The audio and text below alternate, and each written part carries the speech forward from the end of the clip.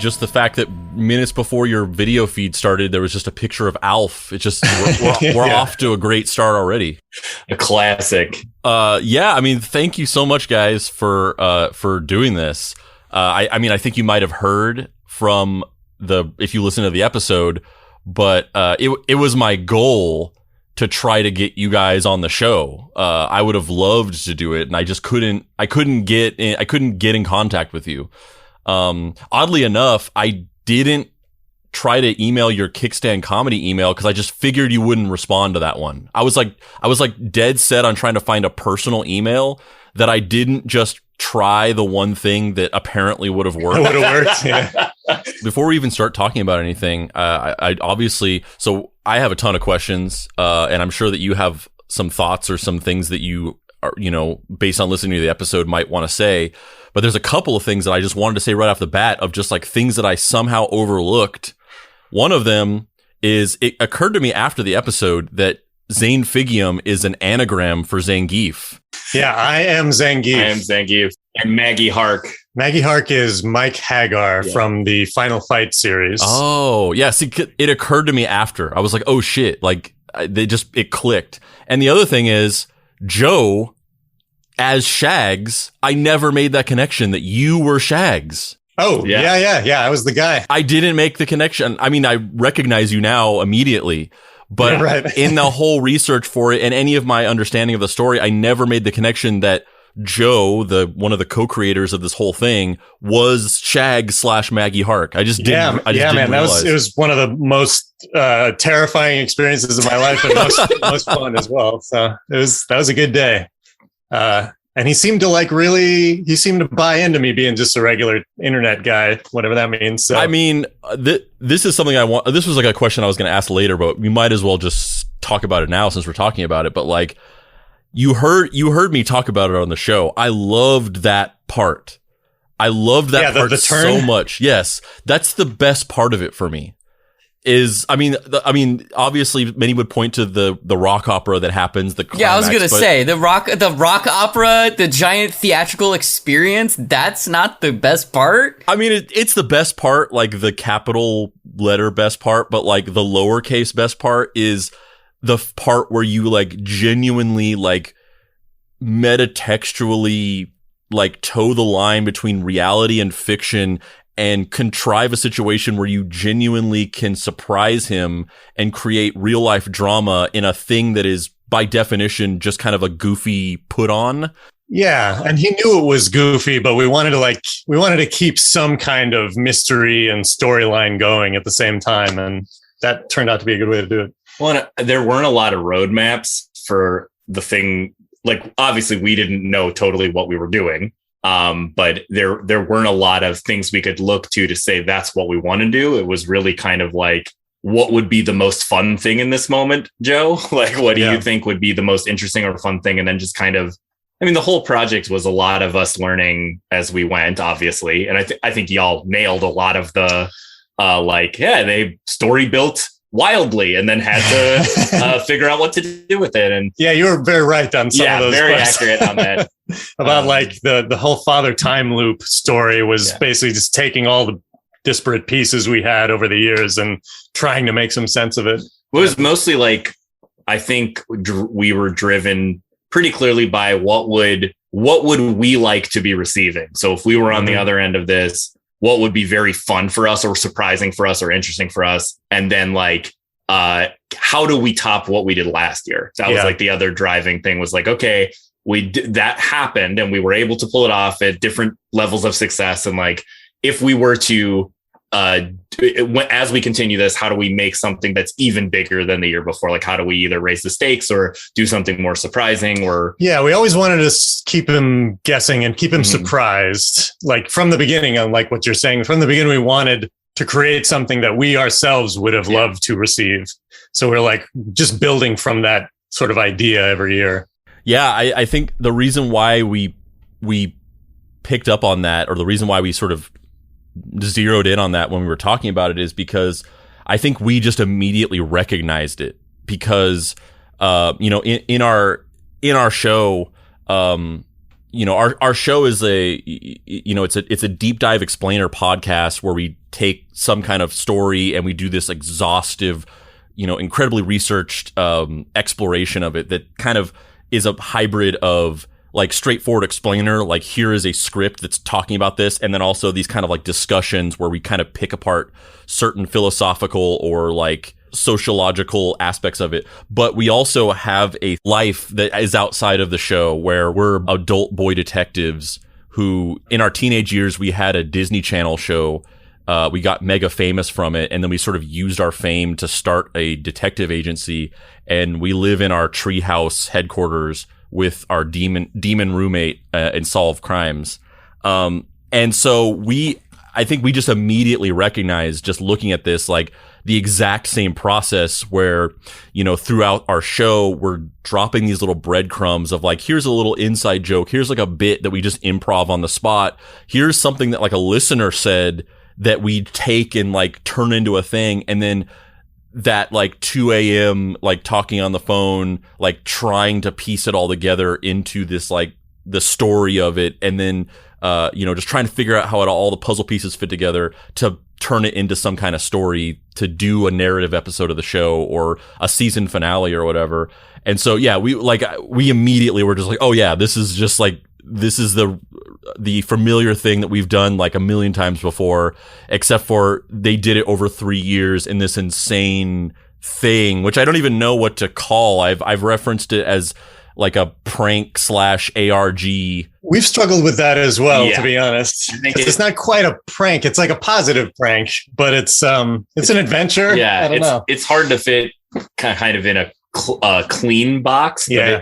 But I guess I would call it proto immersive game theater, but something like that, where because I ended up like basically through the process of this, I changed what I wanted to study at school. And like, I got way more into, at the time, what was kind of known as guerrilla theater, and now is kind of looked at a lot more as like interactive and immersive theater. And I knew that I was like, can you take what's on the internet off of it? Can you like bring the internet into real life? And then once we started to play around with that, like a couple years in, we're like, can we take what we've built in real life and put it back in the internet in different ways? And like, we bring people from real life now back together to like play and collaborate on this adventure online? So it really was like a pretty formative project for me, for sure. And like how I wanted to create and what I wanted to start. It really like sparked a lot of things that ended up being what I've done with the last 20 years of my life. So yeah, I mean, I mean, what I'm going to say right now is obviously, going to be, I don't want to put you on the spot or be too flattering. No, please, by all means. Please. By all means.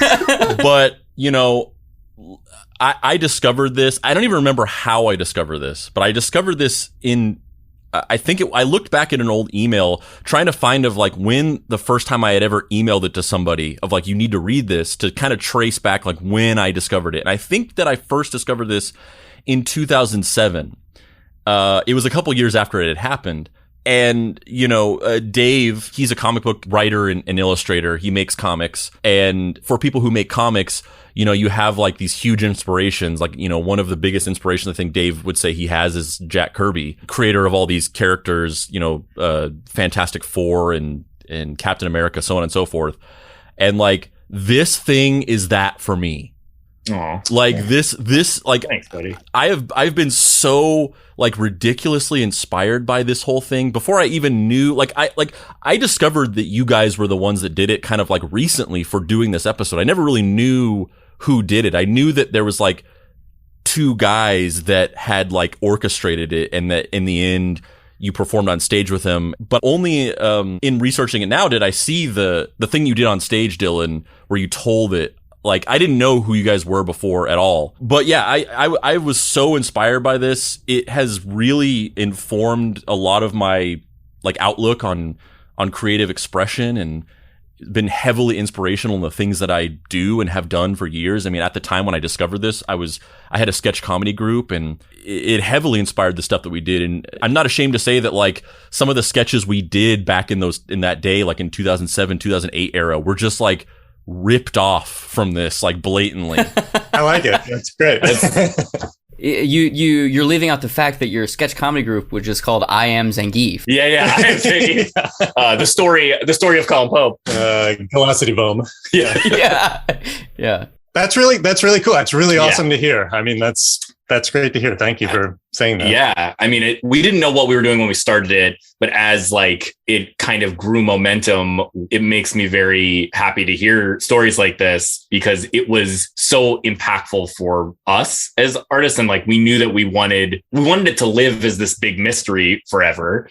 And as it started to kind of be clear that that's no longer possible in like the age of internet, we just wanted to make sure it was framed as like positive and like that it was about joy and about fun and about friendship and about Peter Panning it and never growing old and all those things. But ultimately, like, I love that it was something that kind of allowed people to think about what's possible, or allowed to be like, oh, well, whether or not you liked the project or liked what we did, you're like, oh, well, I can do a version of that, or now I have a roadmap to kind of seeing how I could do my version of it, or do something that was better than that, or interesting in the way that I want to explore. So it's cool to hear. Yeah, and it's just something cool that existed out there that we wanted people to think exists out there. Well, it was kind of, there weren't that many internet urban legends yet. And so it was very cool to think that this could potentially be an internet urban legend.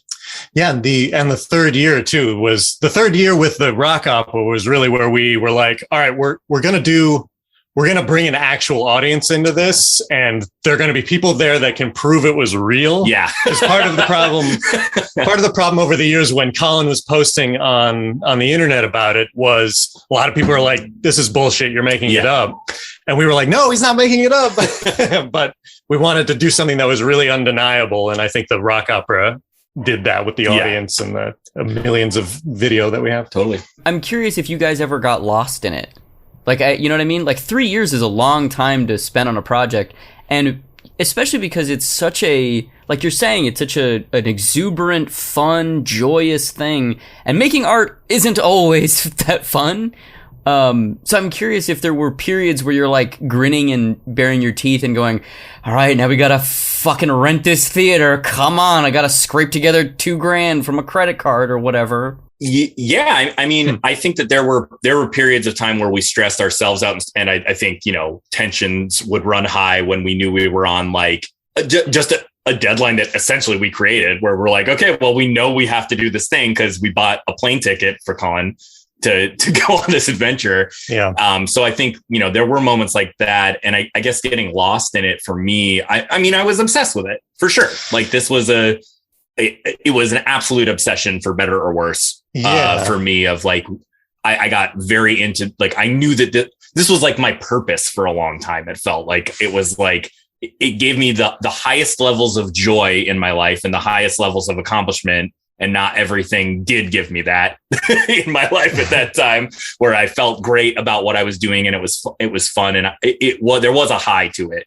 Oh, for so sure. I was definitely chasing that, and so I would lose myself in that way, where I definitely, my grades suffered, or schoolwork would suffer, or relationships would suffer, but I was pretty singularly focused on it as the outcome. I like knew whatever I was doing day to day, the end result was that this took priority often over my own bullshit or not bullshit, real life stuff. So I think in that ways, but that's also kind of just not growing up, I guess growing up, but like being a young 20 something trying to figure it out. This project was, we planned it and wrote it every year. We were in college. So during the college year, when we were separate, he was in Chicago, I was in Philadelphia, we'd write stuff. We'd, ideate on like what the hell we were going to do. And then in the summer, we'd get together and actually do it. So in the summer we got together, actually made the first book. In the summer we made the first adventure. In the summer actually the winter was the final rock opera. But that was when by that point I was year round on it. Yeah, that was like a year and a half of writing and stuff. Yeah, but that was also where I was just like, why don't I just meld the two together? Like, this is what I want to be doing. And I don't know if there's any like career path in it, but it's like, I can certainly make it what I do in school. And it just became my senior project. So the rock opera was like my final grade for my degree. Was there a depression? Like, you had the highest of the highs, and then when it was over, was it like grieving, or was it a relief because it was done? A process for sure. There was some grieving. I think after like the second year and after the rock opera, I felt like I was relieved. It went so well. And we had fun, and I was like so nervous on that day where I was playing Shags. But afterwards, it was like, oh, there was that. I realized there was that big high, and we were like, it was over. So I think, the grieving. I mean, I guess in some ways I still grieve it, like for sure. Where there's definitely a part of me, and especially as I get older, where I meditate on like, was this the best thing I'll ever do? Like, is this the thing? Yeah. Like, I did it pretty young, and not that many people know about it, but like, is this going to be the thing that kind of like is my defining creative output? And so that is, I think, is still part of this weird grieving process as I, try to continue to create and make in my life. So I don't know. That's definitely something that still occasionally creeps into my head as like a little ghoul talking to me in the middle of the night. We should do another. We should do it again. It's just that time we're 40. Yeah, now it's much better because we're 40. Just have to get another like 40-year-old. So yeah. Now we got to find a really depressed 40-year-old. Yeah. I can't imagine where we find that. Yeah.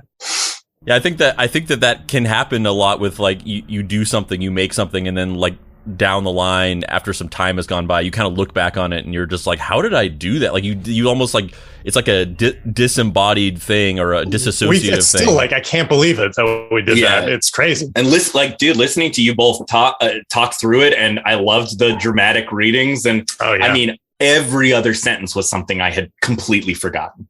Like it truly was it's like been a while. Like obviously we know the cliff notes and the broad strokes, but like all the specifics, like, cause so much happened so fast. It really was a treat hearing y'all like get into some of the specifics that I know for me, I had like completely forgotten about. See, now usually when we have people on the show to talk about stuff, they either A, aren't aware of who we are, or B, haven't listened to the episode. Oh, we listened to the episode for sure. Part of me is like, fuck, did I say anything offensive? Did I like make fun of either of them? We have to clear up some things, but that's what we're really here. No, I mean, I think that all the broad strokes I thought were really well done. And like we said, I think a lot of the meta and the themes you guys hit on really well. And we were talking yesterday even where I think there were a lot of things that we did that I don't know if we like, I'm no psychologist, but looking back too, I think there's a lot you can read into the choices we made, even when they seemed silly or frivolous, often still fit with the theme, because it really truly at its core is about like childhood friendships and like trying, like, to me at least, and I don't know, like I've always felt like Joe and I have known each other since we were 6. Yeah. And we grew up together in Minnesota, and this was a way that connected us to keep in touch and keep that bond that we always had as kids. We found Colin by searching for our friend who had moved away when we were kids. Yeah, our long lost friend. Yeah, so we had like put into a search engine our friend's name, and we found a picture of his little brother on Colin's website. So it was like the loss of this friend is what kind of was the catalyst for us even finding this website. And then the whole thing ends with us making a new friend with another kid. So like for me, great cost.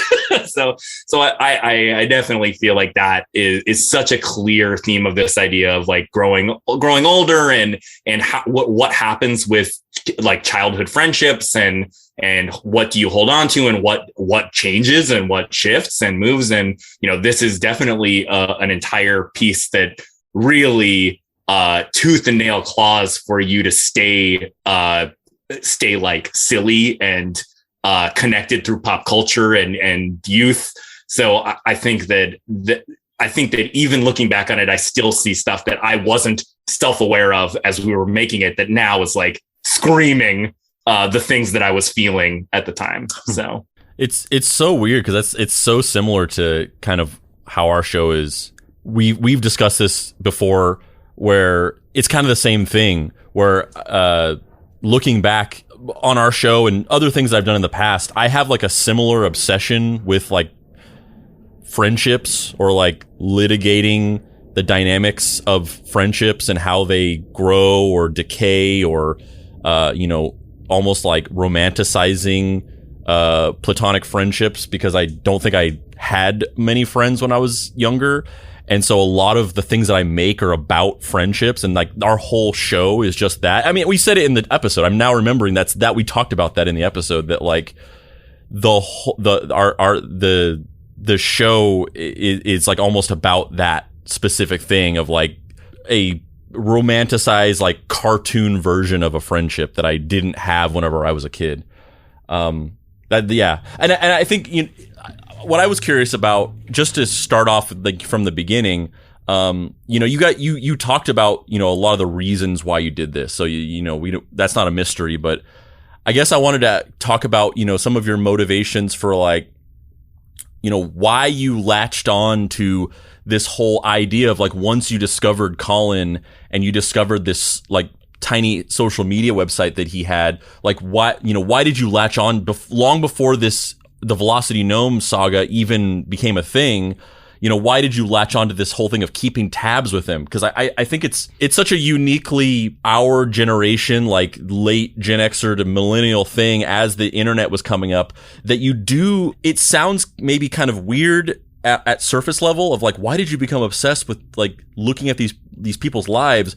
But I feel like if people were honest with themselves, I feel like it's kind of common, because I did similar things whenever I was younger. Like there was people where like my friends would develop like a fascination with some random person over AOL Instant Messenger, and it's like we weren't necessarily friends with them, but we would just kind of like observe their lives, and there would be these kind of like weird characters that we would glom onto, and like 3 of my friends would all be talking to this random person in Virginia that we just think their lives are just very bizarre and fascinating. Like I feel like that's a unique thing to our generation that grew up with the internet before social media. So I was just curious about like, you guys exploring like why you kind of latched onto that and what that fascination was. I think the big thing is it wasn't the first time we like did internet hijinks, I guess, with people that we didn't necessarily know, but we knew things about them because they post things. And I think, I don't want to get too much into the shags. No, I mean, you say what you're going to say, and I'll say my version, but I can cover that. Because one of the big things that sticks with me is, at the time, we thought the internet was only for like pranking or griefing or like making ourselves laugh, but more at sort of the expense of people. And after a while of doing that when we were younger, like 13, 14, 15 with AOL chat rooms and stuff, it just became a goal of us. Like, what if we could do something positive with this? What if all these stories about the internet and these creeps on the internet, what if there could be a positive stalking story? So what you're saying is you guys were bullies and then you reformed. It wasn't that we were bullies. Like we were definitely nerdy, kind of outcasty. Like I got AOL at like 12, and we had like the family computer, and I spent any amount of time I could possibly squeeze in sitting in chat rooms and pretending to be different people. And I was, a 40-year-old dude and a 16-year-old lesbian, and just like sending pictures that you just copy and paste something from the internet and send that as like a random picture that's like, oh, this is me. And it's just like, a stock photo from a Sears catalog. And I think that, I was also, as we all were at that period of time, kind of finding out who you were a little bit more and figuring out like your moral compass or ethical lines. Yeah. And so we did a lot of things, and me specifically too, where I would like impersonate people. So I did a lot of like baiting on AIM. And so I would search. Back then you could search Instant Messenger for screen names by interest. So I would put in something like Dragon Ball Z or fishing, and it would like give you screen names that said that this is an interest of theirs. And so then I'd use that as an opening gambit to start talking to them. And I'd be like, oh man, that last episode of Dragon Ball Z was awesome, right? And then they'd say like, oh, who is this? And I'd be like, you know who this is. And then they'd be like, Jack? And they'd be like, yeah, I'm Jack. And so I would start documenting the web of names they'd give me and start to be able to like reverse engineer what was happening in their life to have a conversation with them. And so it started in these like very weird proto, like teenage trying to like figure out where the lines were and what was like it, because it was funny, but it was also like I could obsess over that. I could like build out a story world around who this person's friends were, what was going on in their life. And then in some ways it would shift into darker stuff, like when some, you know, there was one thing that we felt like we went too far, and that was with a online guy by the name of Shags. This is where Shags came from. And so we felt pretty bad about it. And it was one of the other catalysts that as we found Colin, we were like, we went too far. And we went too far, and that was pointless. It was pointless, and it was fucking wasn't stupid. Funny. It was another nerd like us, and we did something that potentially made him feel worse. Yeah. And we pretended to be like a teenage girl and asked him to meet us at an Arby's and like order big Montanas. And if he ordered 4 big Montanas, we would appear, was like our big joke. And so then we were like, we're not even going to drive by. We're not even going to look. And we totally drove by, and we totally saw him hanging out with like big Montanas on the hood of his car. And we knew that like we had gone too far, and it felt awful, and we just felt like shit. And so as we, but we didn't stop doing instant messenger stuff, but like that kind of informed where our line was and what we felt was like ethical. Yeah. And it helped us reframe like what we actually wanted to be doing with this weird thing we were doing. I feel like everybody who found the internet when they were, I have no idea what's happening right now in terms of people who are coming of age during the internet. I think it still does happen. It just happens in a very different way. Probably more dangerous way. But like, I feel like everybody that had instant messenger, that had early, MySpace stuff, I'm not going to say everybody, I'm going to say every nerdy dude has either done that to someone or had that done to them. Yes. Yeah, it's gone the other way for me too. Yeah. Yeah, I 100% have. I never led anyone to Arby's, but you're missing out. Yeah, Arby's was a staple in our joke. Like, yeah, again, it's like another one of these just weird inside joke things that we created. And what we were hoping to do with Colin was like bring Colin into those jokes and essentially we developed them with Colin and the internet as the thing went on. We were like using pop culture as the language of like trust to develop a relationship with him and these people. So, and there was a lot of like, we wanted to signal to him that this was safe, that like we weren't going to do anything that he would murder you. Yeah, we're not going to murder you. But we didn't want to let him know. We didn't let him know who we were. And we kind of wanted him to keep thinking that we were just one of his friends who hadn't told him this was happening yet. And he did for a while until the art exhibit. Yeah, that's what he assumed, was that it was a friend doing it. And then once he eliminated his friends, then I think it got more interesting for the internet. I wanted to ask about the Arby's thing, because when we saw that, when we were like talking about the Arby's thing, it was so funny because I talk about Arby's all the time on the show. Great place. You're with some like-minded fellows. We got the meat. I'm a huge Arby's apologist. Yeah, me too. I'm a horsey stan myself. Curly fries. Like, people make fun of Arby's because it became a meme because Jon Stewart did it on the Daily Show.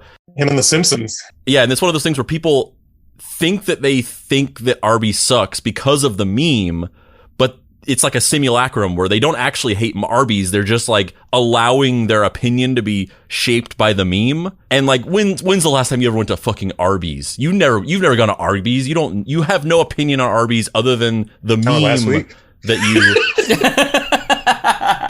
A couple of questions that kind of, I guess, all just kind of fit in together. I was going to ask like what the significance of Zangief is within it, but I guess the bigger question is like, what were the inspirations behind the story that you put together? Like, why did you choose the patchworks of the story that you built? So I think with Zangief and Mike Hagar is the other one. Like, so we grew up playing a lot of Street Fighter and beat 'em ups. And so these characters had significance to us personally, but in the Capcom universe, they also have storylines together. And so yeah. Zangief and Mike Hagar are both professional wrestlers in the Capcom universe. And so Mike Hagar ends up becoming the mayor of Metro City and is the protagonist, one of the playable characters in Final Fight, where he's the mayor, like beating his way through the city with a pipe. And Zangief is, the Red Russian Cyclone. And there's a storyline about how they stole each other's moves. And it was just so silly this is for me, like one of the reasons why I always thought it was like a funny place as like we were developing our characters more. It's funny that we're like these, and I've always been obsessed with like muscly men. Like it's something I've never been. And it was, definitely an avatar I would always choose. You can look into that however you want. And so I knew that as we were creating this kind of weirdly, they were very hyper masculine, silly characters for something that was just so nerdy. So nerdy, yeah. And that it felt like a fun, and like Art Schwarzenegger as well, just as a through line of like kind of these Terminator themes. And so it was kind of a mix of shit we liked, stuff that had some kind of relationship and story that we thought was silly or funny within video game lore. Because we were creating our own lore, I think it made sense in our head that we would also like adapt and use existing lore to supplement it. And Zangief and Mike Hagar, they were just kind of our avatars, because at first we didn't really exist in his world. So we wanted to create some kind of avatars for us in Colin's world. And I guess those came from our psyches. I get. Yeah. I mean, there's definitely, there should be a companion podcast that's just a psychologist talking to us about our childhood problem. what our issues are. But I think there's a lot to look into here, but they're definitely, I mean, some of it, like looking back, I think that was the spark, was just that there was existing lore that we thought would be fun to play with and mesh in, because also it was like proto internet times where it was fun when someone said, oh, that's this, or, oh, that's Earth Slide, or that's from this. And it was like before you're doing that watching Loki, and everyone thinks they're a fucking genius. And look at that. That's a character I know. That's Kang. Yeah. Anyways. All I'll say is that the gem missile stuff, the Earth Slide stuff, that was also pulled from a game that we used to play with our friends growing up, Secret of Mana, and which we all played. Joe and I played together many times, and then whenever we got together, we'd play Street Fighter. So it's kind of came out of that, I guess. You played the co-op of Secret of Mana together? We've played through that many game times. 3-player with the tribal tap 3 times, I believe. At least, yeah. So 3 characters active. Well, I only got to play it solo. It was a simpler time. Still a good game. I guess, is there, there's some other questions here, but is there anything, like listening to the episode, and is there anything that you guys wanted to talk about, or any thoughts that you had, or any like, you were wrong about this or whatever? Like I want to leave the floor open to that. You were right about the actors in the rock opera all kind of getting to create their own characters. Yeah. So they got to like choose their names and create their characters. And I worked with them on, so basically they developed their characters with me, and then I helped us all like turn it into kind of an adventure, and then how that adventure would work its way into the rock opera. So it was basically, there was an adventure in the college town nearby that they took Colin through for basically the first half of the rock opera, and all of that was being displayed on a big screen at the rock opera where the audience was already gathering. But just to clarify that and back it up. So we made a whole exhibit of the final project. So throughout the day, people were milling about the exhibit. And then the centerpiece of the exhibit was this projector screen where you were seeing a live feed of Colin's adventure throughout the day as he made his way closer to the theater. And a lot of that stuff, I mean, we arranged for what they would be doing more or less that day, but a lot of the the stuff they did and the lines they had were really coming from them. Like they got what we were trying. Yeah. Yeah. They knew what the overall story was and what we were trying to do. And we were so busy putting together the rock opera itself that we were like, you guys, you got this. And they did. Because for a lot of the adventure stuff, it was generally, there might have been a line or two that had to get hit, but it was a lot of improv. For the rock opera, we basically wrote a version of it where we had at least two different versions of lines, depending on how Colin reacted in the moment. So if it was a central bottleneck point where he had to make a choice or had a decision to make, we had a version where he made the right choice and a version where he made the wrong choice that the actors are all fairly familiar with. So there was a little bit of improv, but we did basically write two lines at least for the different ways it could go. Yeah. But overall, we still constructed it so that it couldn't lead to a dead end, of course. We always wanted to be able to move the story along. But I mean, an example of that is when he got Zane's favorite actor wrong. And then we asked the audience, basically, the audience starts yelling it out. And we were like, we wanted to make that an option. So it didn't just come to a screeching halt. We tried to game out, obviously we didn't always succeed, but for the most part, we were able to game out fail safes. And, some of that stuff was, you guys pointed out, the code in the book, the secret in the book was we knew that we would need something at some point that would help us. But we didn't assign it. When we put the code in the book, we didn't know what it was going to do, but we knew that code was going to help us in the future. And it would give us an out and a fail safe for if something else happened. Plus it'll look really cool when he finds it. Yeah, exactly. Plus it'll be surprising and fun. You were hiding the turkey leg in the wall in Castlevania. Yes, exactly. The most logical item possible to find in Castle Dracula. Yeah. But so that was something that I guess I don't know if y'all had any other questions about the rock opera, but that was basically the idea, was that the audience was seeing Colin get closer to the theater on the projector screen. And so they were also, and then the rock opera itself, the first half was lore. So it was this is the story of Velocity Gnome and how he saves the future. And then halfway through the rock opera, Colin actually enters. Everyone kind of loses their mind. And then Colin had to make the choice, are you going to play along with this, or are you going to freak out? Is it going to be too much? And Colin and the Velocity Gnome was always great. He always went above and beyond in terms of playing along and getting into it. Yeah, because I consider Colin a writer. Basically, Colin was creating this thing along with us, and it didn't work without him. The fact that he definitely is the third creator of the project, because if it was anybody else, it probably wouldn't be what it was. Yeah, and you make some good points in the podcast about it could have gone terribly wrong with the wrong person or approached in the wrong way.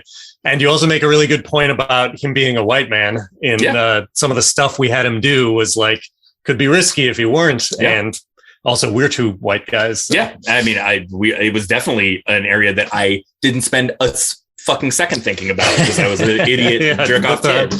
Yeah. So now looking back on it, I don't think that something like this could be made in the same way, obviously. But I also think that, you mean today? Yeah, today.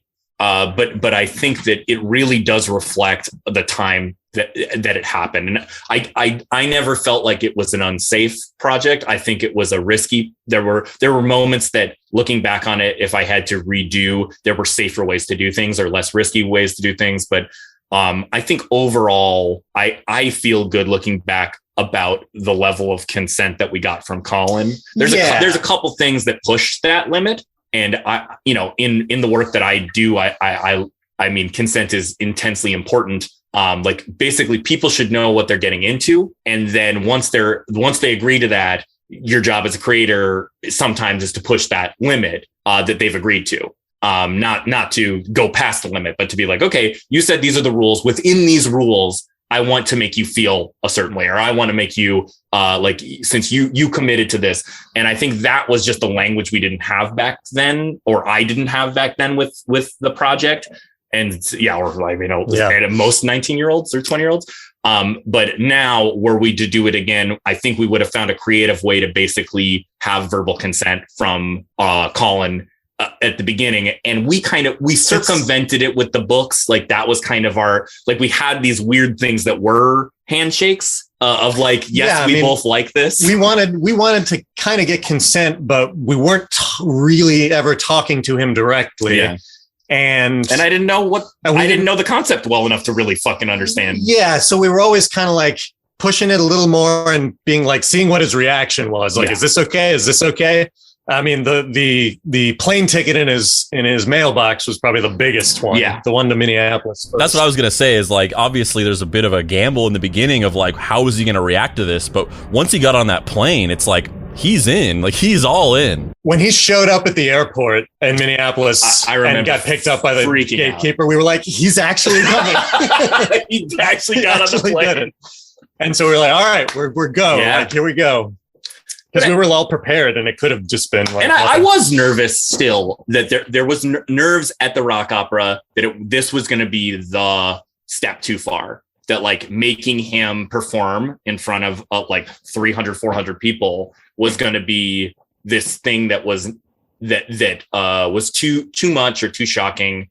And I felt better as the day went on, but there was always that question mark until he opened his mouth. But the second he opened his mouth, he was like, I'm here to save the world, basically. Yeah. Was like essentially the first line out of his mouth. Yeah, I mean, I'm not gonna lie. Like so some of the episodes that we've done in the past, and by virtue of that, just the deep rabbit holes that we've gone down and like researching and learning about things.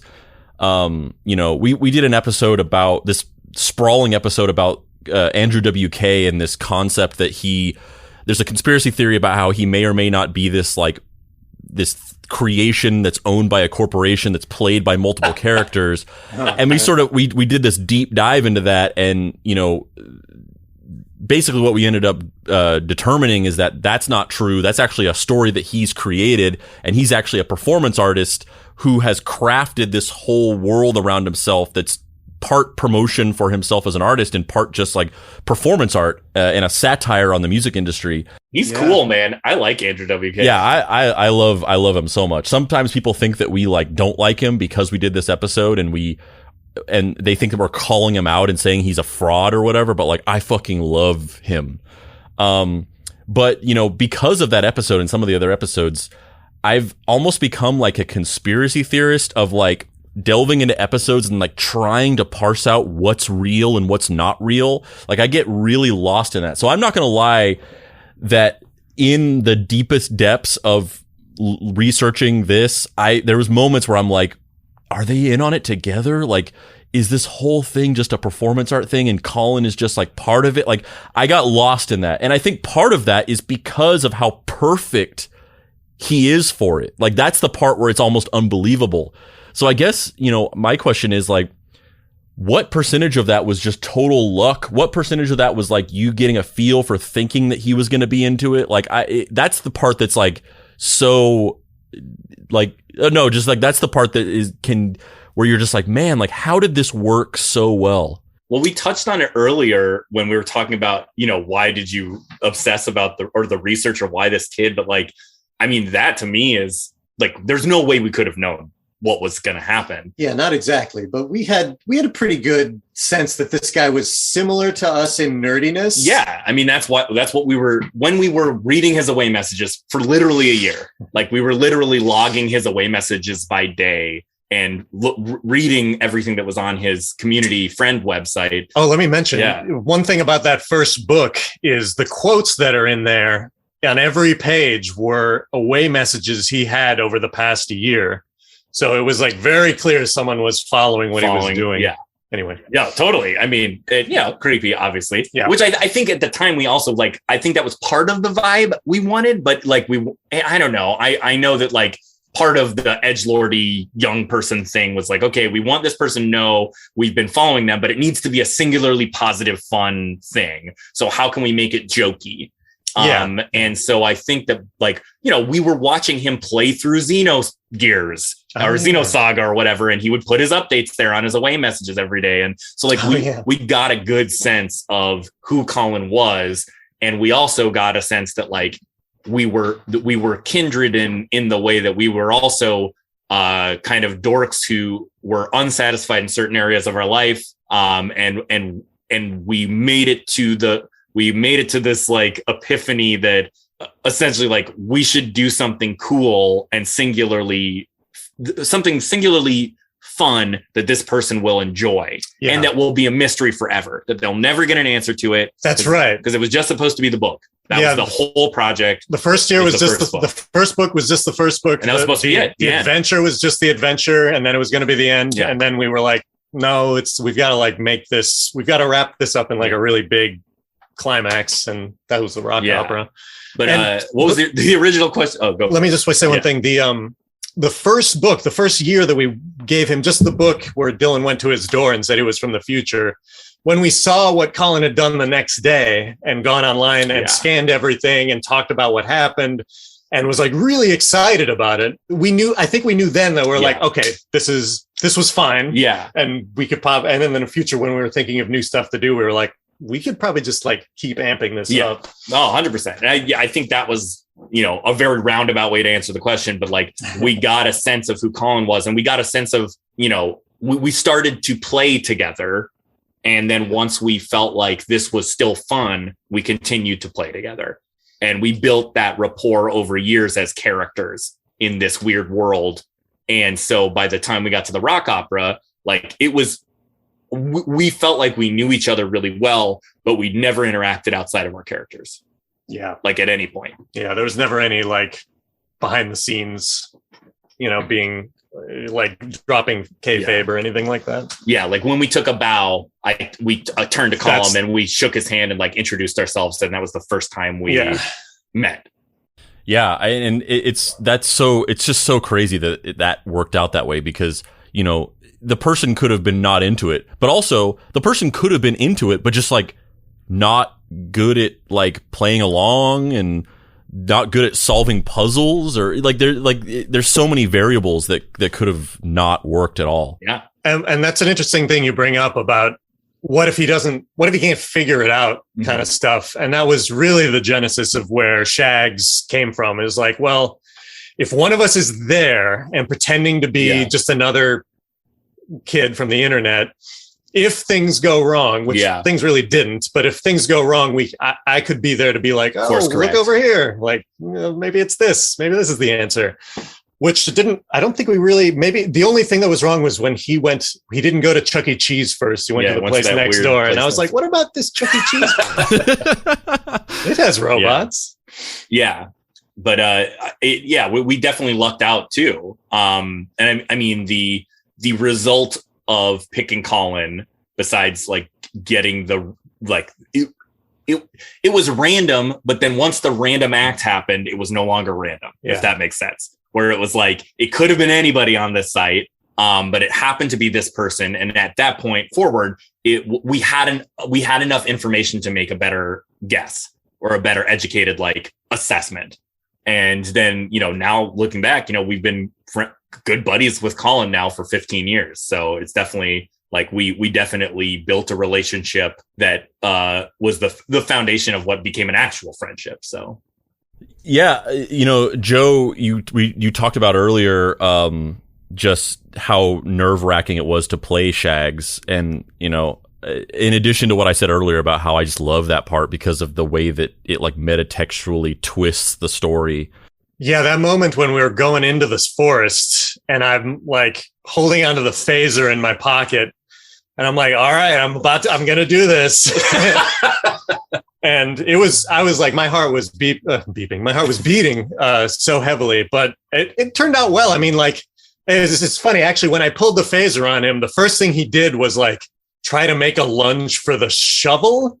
Like he was going to hit me with a shovel. I had to be like, whoa, yeah, don't move there. And I think he got the idea, but it was a little dicey at first. I didn't know how he would react, I mean, so many of these things were like proto blank, like they were before we had, like I've used the term like a roadmap before, but like I didn't know what LARPing was before this, and what we were doing was LARPing, and I didn't know what immersive theater was, and what we were doing was immersive theater, and I didn't know, what a lot of these things that we were doing didn't feel like they had a name or a box or a category in the way that they do now. So we were really like blindly fumbling through just what was exciting, like what felt like the most exciting outcome. And so like in that moment, and we threw a lot of stuff at it too. That there's a lot of stuff that didn't really work. There's definitely a lot of stuff that is like, I think just gets glossed over in the story because it's for a good reason. Yeah, like it's like matter. It was either silly, didn't make sense fully, or just wasn't believable in the narrative that was building online. So Colin chose not to include it. And I think what that is a really salient point also is that like this was fully through the lens of Colin. So the internet myth and what everyone has learned about the story was purposefully, we wanted to stay completely hands off so that it was Colin's story, so that the narrative that people got to hear was directly from the savior of the future. That was kind of an important thing. He even made most of his website, thefutureshock.com, before coming to the rock opera. Like most of the pages were done. He had written them. And then I don't think he asked us for any like input other than like if we had pictures and things. Yeah, afterwards. He asked about some pictures. But yeah, I mean, that was really important. And so by virtue of that, because people online wanted to believe it was real or wanted to, there were a lot of different ways people interacted with this story and like what they wanted to get out of it. Colin did a really exceptional job curating what he felt would continue the legend. And so like there are some really fucking stupid things that are silly and funny that we still have that, don't really make sense in the narrative of like, this could be weirdly real, or, once it was like, obviously this is not necessarily real, but then maybe this even breaks it even further in a certain way. So that curation was also really cool and important for Colin to make. Yeah. For example, in that second box that he dug up in the forest in the adventure year, we had a VHS of Star Trek: The Next Generation episode, The Inner Light, that we really liked. But it was because the star date on one of the Colin Popes from the time loop was the star date from Inner Light. Okay. And we also had, there was a whole thing in the second book about how in the future the currency would be how good you are at RoboCop 3 for the SNES. And we had a whole RoboCop 3 for the SNES walkthrough video in that box that he never put online. Straight up, it's literally like 2 hours of us trying to beat this game through and then giving hot tips of because with the idea that in the future, how you buy services and goods are with your proficiency at RoboCop 3. So SNES. I don't know. There were some things that were better left on the cutting room floor. Much like the film RoboCop 3. Oh yeah. That's fucking weird. They should have left off more. Yeah, that's interesting though, because I was going to say that the genius of Colin is how well he documented everything. Like that. I mean, both are true. Like he documented the hell out of it. It's interesting though, because I was just thinking he just documented everything to the point where you can walk through it like a forensic, like you could throw all that stuff into like a machine and have a hologram like recreate it because it's so in depth. But it's interesting that he actually curated and chose like what to show for narrative significance. I think that's interesting because I didn't think of it that way. I was just thinking like, oh yeah, he took pictures of everything, which is obviously very helpful in reading about it and getting a sense of the story that without having been there. Certainly helpful for doing this episode. Yeah. Well, I mean, there wasn't a ton that he left out, but I think the things that were left out for a good reason. Like it really was just like streamlining kind of the story he was telling with his experience, because it was supposed to be his. And hell, maybe he thought that posting something like the RoboCop 3 would make it look fake or something. Yeah. I don't know. I guess I've never asked him about that. But yeah, I know. He just thought you guys sucked at the game, and he's like, I can't embarrass it's you guys. It's a fucking hard game. Really hard. It really is not a good That's why game. It's currency in the future. Yeah. There was, I guess, the other thing that I thought would be cool to talk about a little bit that you guys didn't cover much was the realm. So after the North Tonawanda art exhibit, where he finds, so essentially he puts his black light against the wall, and all that was on the wall was like a date and a time and a place. And he took that date, time, and place, which was Wen Chapel, September something, 2000 and 4 or whatever, and he put it online, and the internet helped him solve where this was. So everyone was looking for a physical location in the world, and it ended up being inside of an abandoned MMORPG.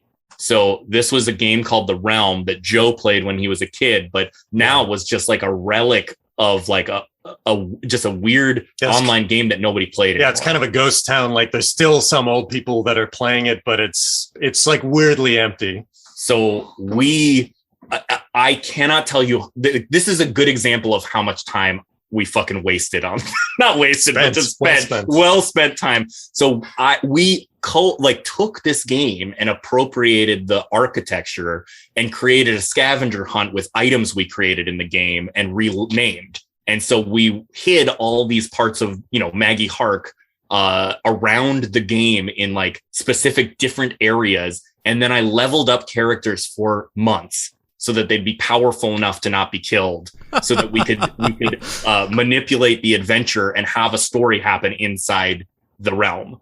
And it was really like where Zane Figium actually turns traitor. Yeah. Really was in the realm part. Yeah. Where he actually turns against Colin and the gatekeeper and fights him with his high levels. So it was like, it's weird and it's silly, but I do look back at that as a really interesting part of the adventure, because essentially Colin had to convince a bunch of people to create realm accounts and come into this game. So like come off. Yeah, people from the forums were with him. From come off something awful. And he took about 30 to 40 people inside this game to help him do this like narrative adventure that we wrote within the architecture of the realm.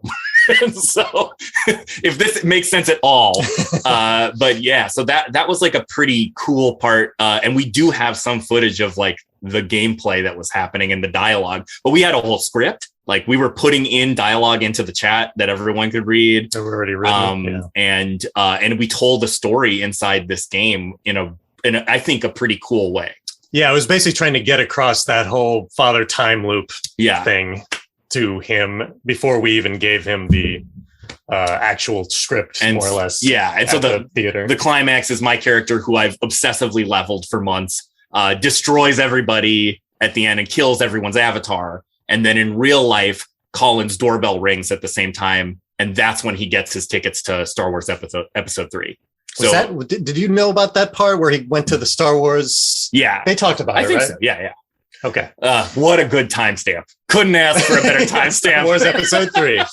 I've thought about that a lot because I was at a Star Wars Episode 3 midnight premiere at the same time. So I've just thought of that, of like the American tale, like we were looking up at the same moon as this happened. Exactly. But so that was just something I thought might be interesting to y'all about, like that there isn't a lot of information about. Oh yeah. There wasn't much information about that. So I kind of like filled in some of the gaps with just assumptions, and just based on what I could see, it seemed like you guys had like put together some kind of crude, little like over glorified chat room, basically, where there was like a chat room and then there was just kind of avatars, because that was really, there's just a couple screenshots of it and really no information about it. It's basically like a point and click adventure game looking thing, but you're moving from screen to screen, like you move like you would in King's Quest, but it's a MMORPG. Yeah, it's from like it's like early internet stuff. Yeah. Like it must be mid 90s, early 90s. Yeah. Is that possible? Late 90s. Mid 90s. Yeah, mid 90s. Joe, at the beginning that you said there was stuff you wanted to clear up or stuff that we had gotten wrong. I was mostly just joking. I mean, the one thing that he's alive. Yeah, that I'm still alive. Yeah, no, just I know you had mentioned there was that stuff about like, did we name Lazon? And he cleared that up with like they named themselves basically, but no, I was just joking for the most part. Which I thought that was my guess. You were great. Like you really nailed some of those things where we're like, okay, good, they got. Well, that also opened the door to like you guys being really spot on with just how many of our friends helped with this project. Yes, like Dylan is a master of pulling people together and getting friends to do really insane things, and we had a lot of friends that were just helping us. I mean, of course, we weren't paying anybody. Yeah. It was just for the love of it. This was all funded from like, I had a little bit of like bar mitzvah money, and then we did like I mean, really, I did a bake sale once. It was really just like we got some arts funding from my college. Yeah, we split most things. I think, like we split most things, but it was pretty scrappy, like fundraising and just a little bit of cash. But we were at, we didn't. You can see the production values weren't always incredibly high. Yeah.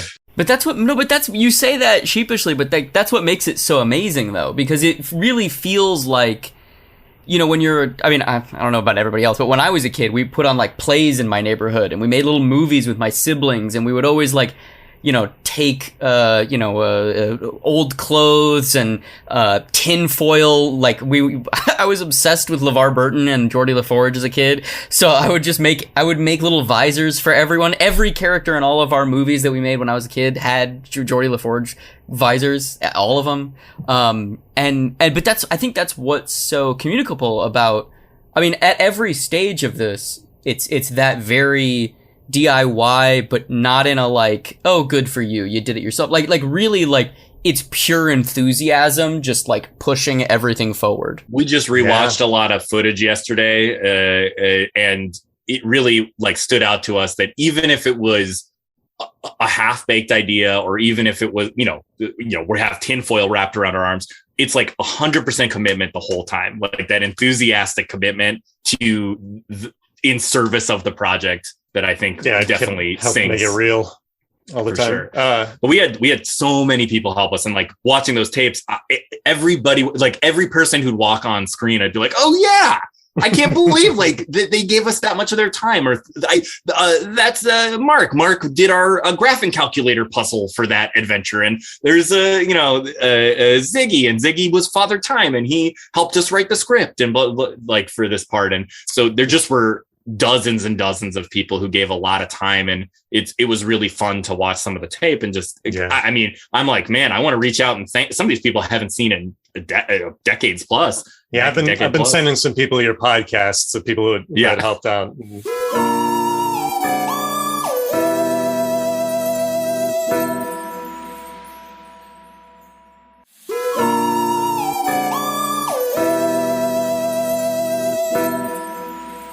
I'm really curious about the band. We talked about the band in the episode. So I was obsessed with this band called Totally Rad with 2 Ds. I love them. They didn't know them from Adam. And as we were getting ready to do the rock opera, I was like, you know what? Fuck it. It's worth a shot. And I wrote them from a Zane Figium email address from the future. And I really did. I asked them I told them that it was of dire importance that they record music for an event, and that and the fate of the world would rely on it happening. And I didn't hear anything back. And I just like got complete radio silence. And like 3 months later, probably two months later, I just get an email response from the lead singer who was like, "We are here in service of the future." Nice. And it was just like a total, exactly. And so Totally Rad, like the guy's name's Neil Shu, and Neil, I wrote all the lyrics and just would send him lyrics, and he wrote all the music to the rock opera. And then we said, we'll fly you out and give you booze and a place to sleep and 3 square meals. And they came out for a week basically and rehearsed with us and then put on the show. And they fucking killed it. Yeah, they're great. So good. Is there a full recording of the whole rock opera thing? So yes, there is. But for 20 years, it's been in about like 30 different tapes, because we had like mini DV tapes, because we had like 5 different people filming it from different angles and close-ups. And there was the observer, about, who was filming the adventure. So we've got it all. I'm unemployed right now. So I'm going to work on that and put it together. But we would love to see it come together in a way that is watchable, because I know it's sort of like this missing piece when you can't see it. I'll say right here and now, whenever that comes together, like however you choose to put that out or release it, we will, whether it's like us doing it on our page or just like sharing it, we will do a live stream of that and share it with our audience. Oh, awesome. Yeah. Sure. Yeah. We'll definitely let you know. Yeah. I'm going to be working on it for the next few months. For sure.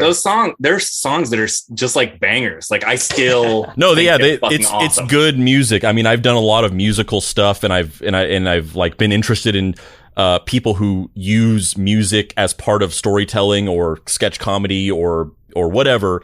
And you know, a lot of times, even when it's good, it's like, this is funny and these songs are funny.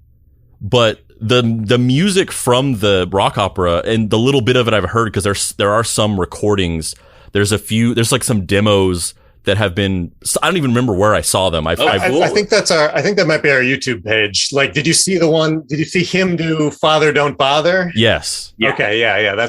But the music is genuinely good aside from its part in the story or the comedy of it. They're good songs. That's all totally rad. So I don't think they're a band anymore. Neil still does a lot of music projects, but they were doing kind of like an electro synth punk thing in LA, and they had like an EP out and an album that I was just obsessive about. I think it's called All Dressed Up. Or that was the song I was obsessed with. But yeah, they were great, and it was just that we were thumbs up.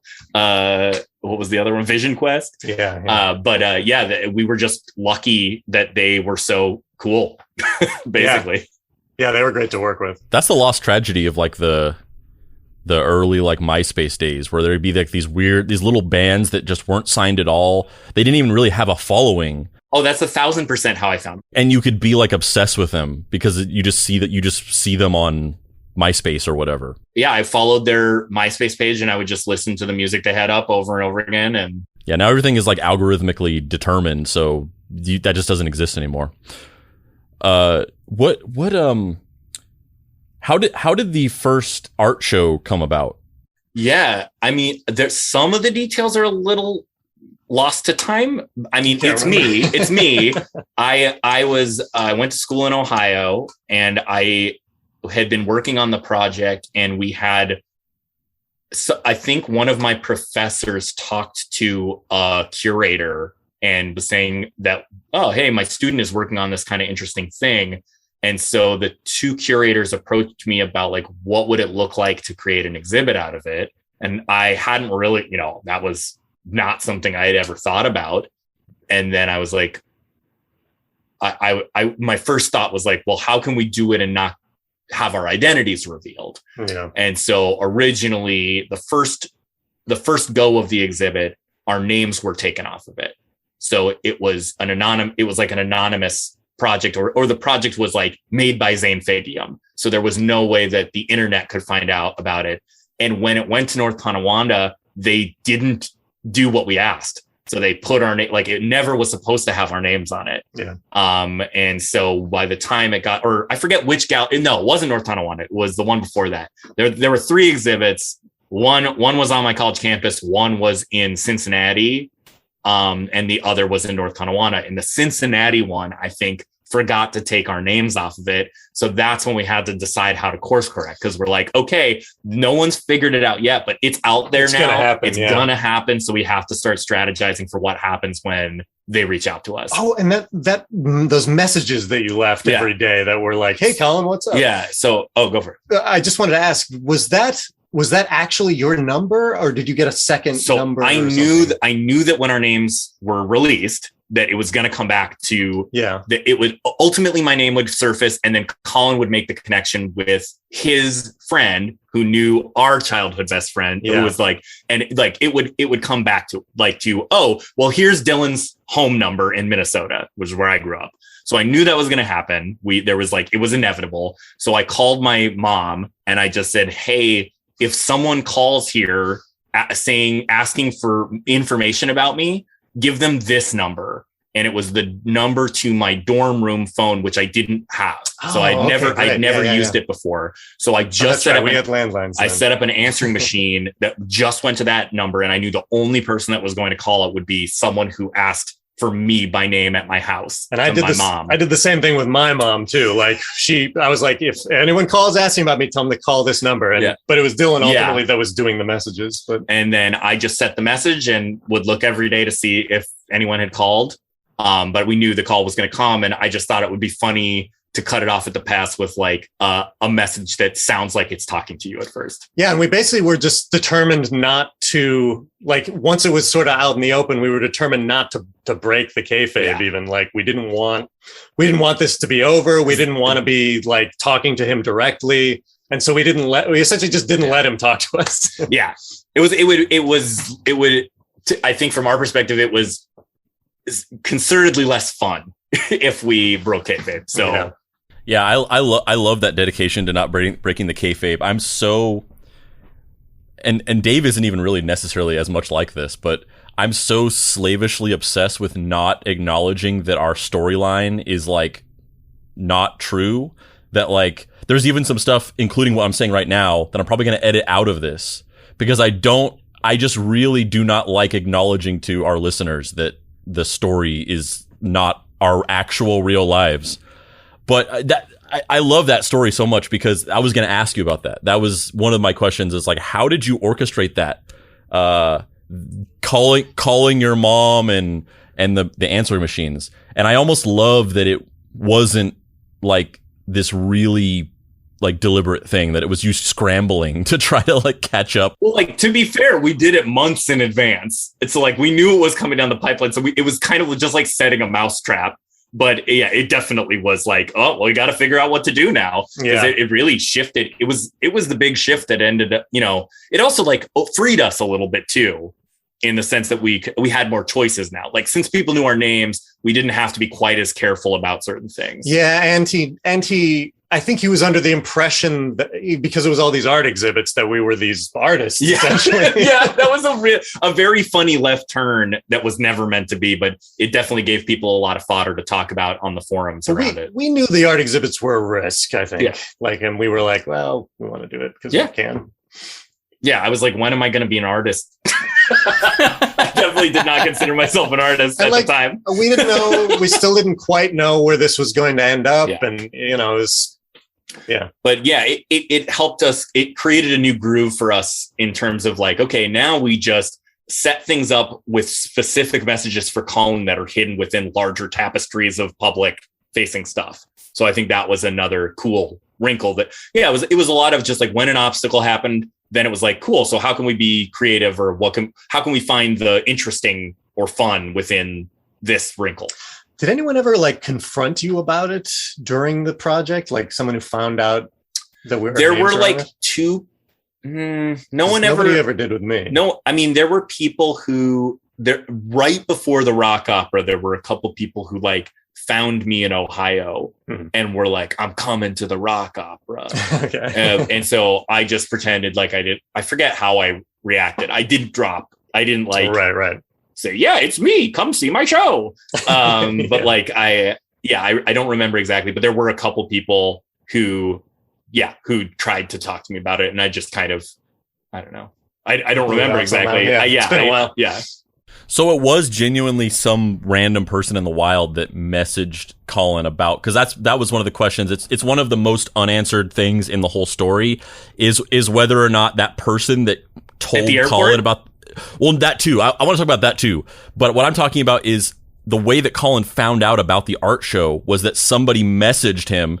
Yeah, that was what I was curious about, was whether that was really some real person or if it was you guys and that was part of it. No, it was real. I mean, I think we would have eventually. Like, I think if no one found out and we knew that was a vehicle for the story to continue, we would have figured something out. But that was 100% organic.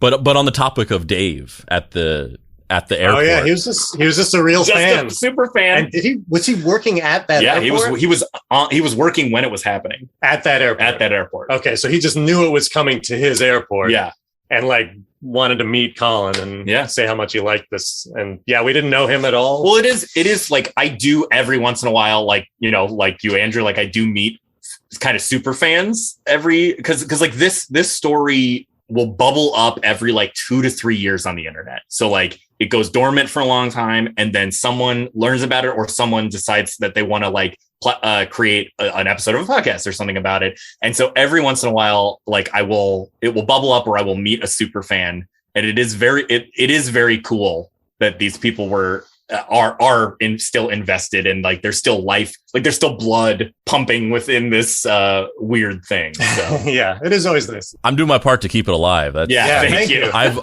We've wanted to do this episode, or I have.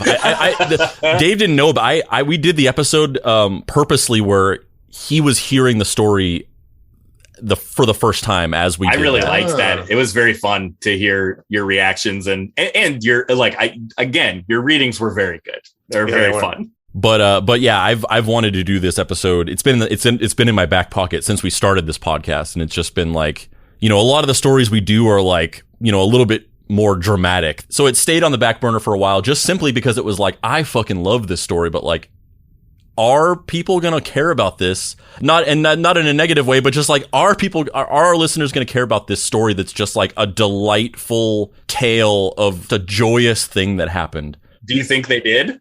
Oh yeah.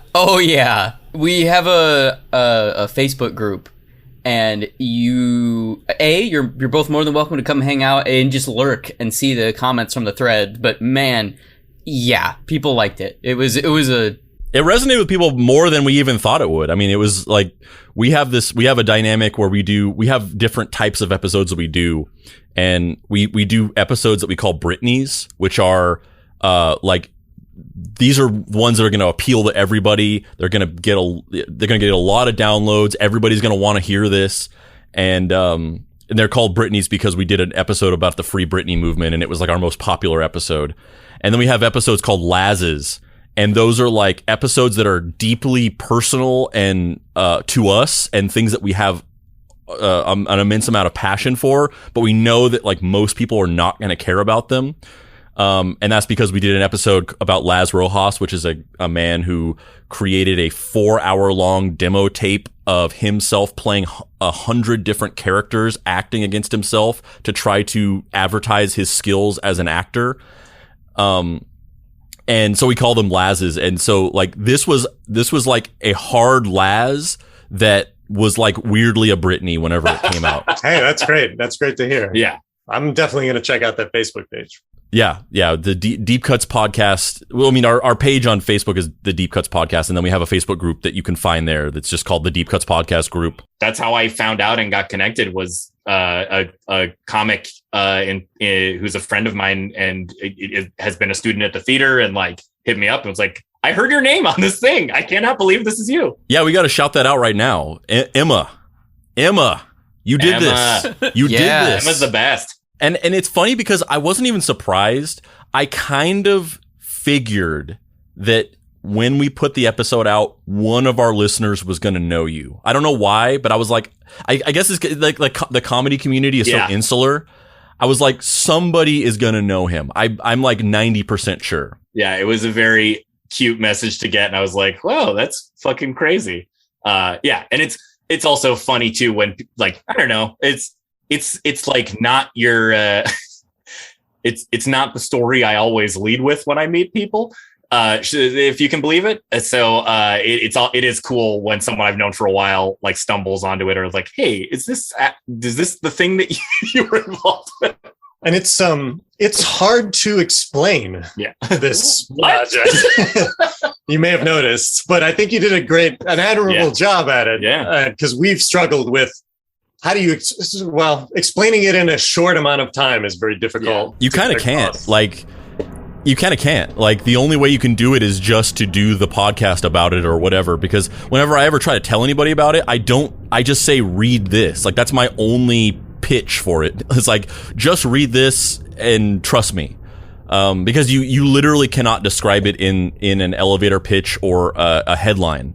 Because it's like, the way that we titled the episode of like the greatest prank of all time, like that's my clickbaity way of titling it, but that doesn't describe it at all. That's not accurate whatsoever. Yeah, it's been cool to connect. It's very cool to connect with y'all. It's always been very cool to connect with people who it resonates with. And I made a lot of like cool friends in the art and comedy world through this, like from people who were just really excited about it. And, Charlie Todd was starting Improv Everywhere, or had been doing Improv Everywhere for a couple years right when I started, when the project kind of was amping up. And so we got to hang out with Charlie, and Chris Gethard has always been a big fan of the project and a really awesome vocal, I guess evangelist. An evangelist or like a chronicler. Like, so it's been very cool to like connect with people around a shared passion of just the themes and ideas inside of it. Yeah, and there's usually just a point where it clicks with people why it's so interesting, where they're like, oh, wait a second, so he didn't know you at all, and you pretended to be this other person. And it's like, okay, I'm starting to get an idea of what this actually is.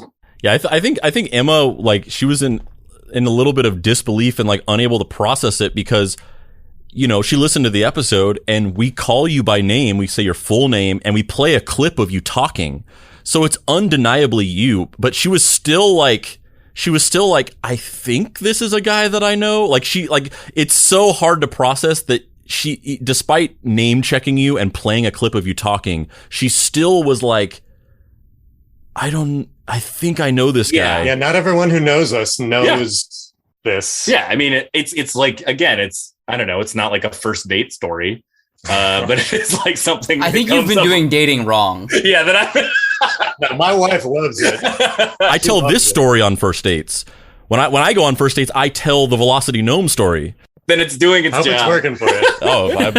I'm in a garage right now. So no, I mean, when you hear, like, I'm sure when you heard the podcast, if someone who knew me, I get that it would be like, oh, it's kind of weird that I've never heard this, or I'm not sure, but it also like very much lines up with, if you know me, you could see how I could be someone involved in the project. So a couple things before I want to talk about the final stretch. I want to talk about the whole last thing with him going and the driving around town and all that stuff like that. But before we do, a couple things. First thing, I just want to acknowledge that I think, just based on available information, I think I might have underplayed Joe's role in this whole thing a little bit, simply because I just did it. Like, I was working off of the information that I had, and because you were Zane and you were so front and center, I don't know. Like, I just didn't know what the true depth of his role was. So I apologize for that. Oh, quite all right. But thank you. You accept? I accept. And I also didn't realize that you were Shags.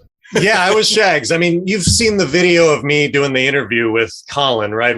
That year. Yeah. I'm talking about. Yeah. Yeah, I was Shags, and I had a big part of it. But it's also like, Dylan's a very popular, charismatic fellow, so it's no surprise that he rises to the top. I mean, I just did the storytelling show, Yeah, where I finally was like tried to condense it into like a Moth style, like sound biteable thing. But yeah, I mean, we've always, it was a total joint effort. Like I said, Joe and I did everything pretty much 50-50.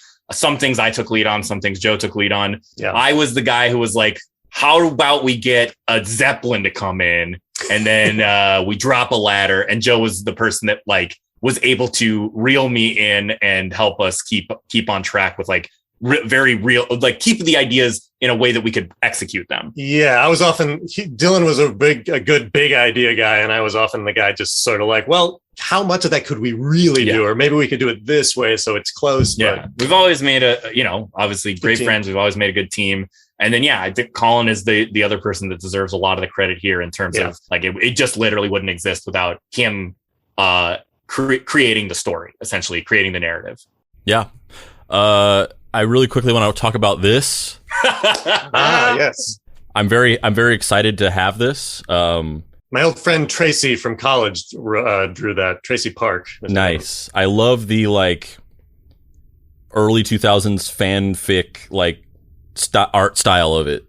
That it's like, it's kind of like vaguely anime looking. It's like a college student learning how to draw anime. I'm really excited to have this because like it used to be on the internet and it's been taken down, and I'm trying to get that back up. I'm working on it. Dave, have you had a chance to look at the comic? No, I haven't. He sent me some, like, he's like opened it and sent me photos of it, but I haven't read it yet because Delta. But no, I want to very, very, very badly. He sent me those photos and I was just like, this looks like the type of thing that I would buy at a yard sale, and it would be my favorite thing ever. Yeah, mostly because you're just like, what the fuck is this? Like, where did this come from? Yeah, it's actually not far off because during the normal times, the before times, when we could go out and do such things as rifling through back issue bins, my favorite thing is to do that. Is to just go to, like, pawn shops and old comic book stores and dig through, like, dollar bins and whatnot. And I once found a comic called Vortex the Wonder Mule. And it's exactly what it sounds like. It's an anthropomorphized mule who's a superhero, kind of like in the model of, like, Teenage Mutant Ninja Turtles, Cerebus, that kind of black and white explosion era comics. And I got so obsessed with it that I tracked down the original creator, this guy named Mike Halblieb, who just lives in Montana. He basically put out 3 issues of Vortex the Wonder Mule, a couple issues of porn parody comics, and then he inked some Avengers, and then just, like, disappeared. And I was like, where the fuck is Mike Halblieb? I have to find this guy and talk to him about Vortex the Wonder Mule. And long story short, he found me, and then we started this podcast. Oh, nice. There he is. No, but I did. I found him on Facebook, and, like, long story short, he was like an insurance agent. He had given up on comics completely. And I was just like, I love Vortex the Wonder Mule. Like, you have to make more. And he, like, he's like a 60-year-old dude now who's, like, just getting back into making comics again now because one person was just like, yo, that thing you did was cool. Dude, yeah. Dave, Andrew, we have a mission for you that is very similar to this. I don't know if there is a Newgrounds cartoon that we watched nearly 1 billion times. It's sophomoric. It's horrible. It doesn't age well. It doesn't age well, but we were so obsessed with it. And I have tried to track down the creator of this and I've never found it. It's called Yoda Gets a Boner. And it is a Newgrounds cartoon. And we have endlessly hoped to find the creator, the visionary behind this thing. I've never been able to find it. And you've sent him some. I found an email that I think might be the person's email, and I sent one.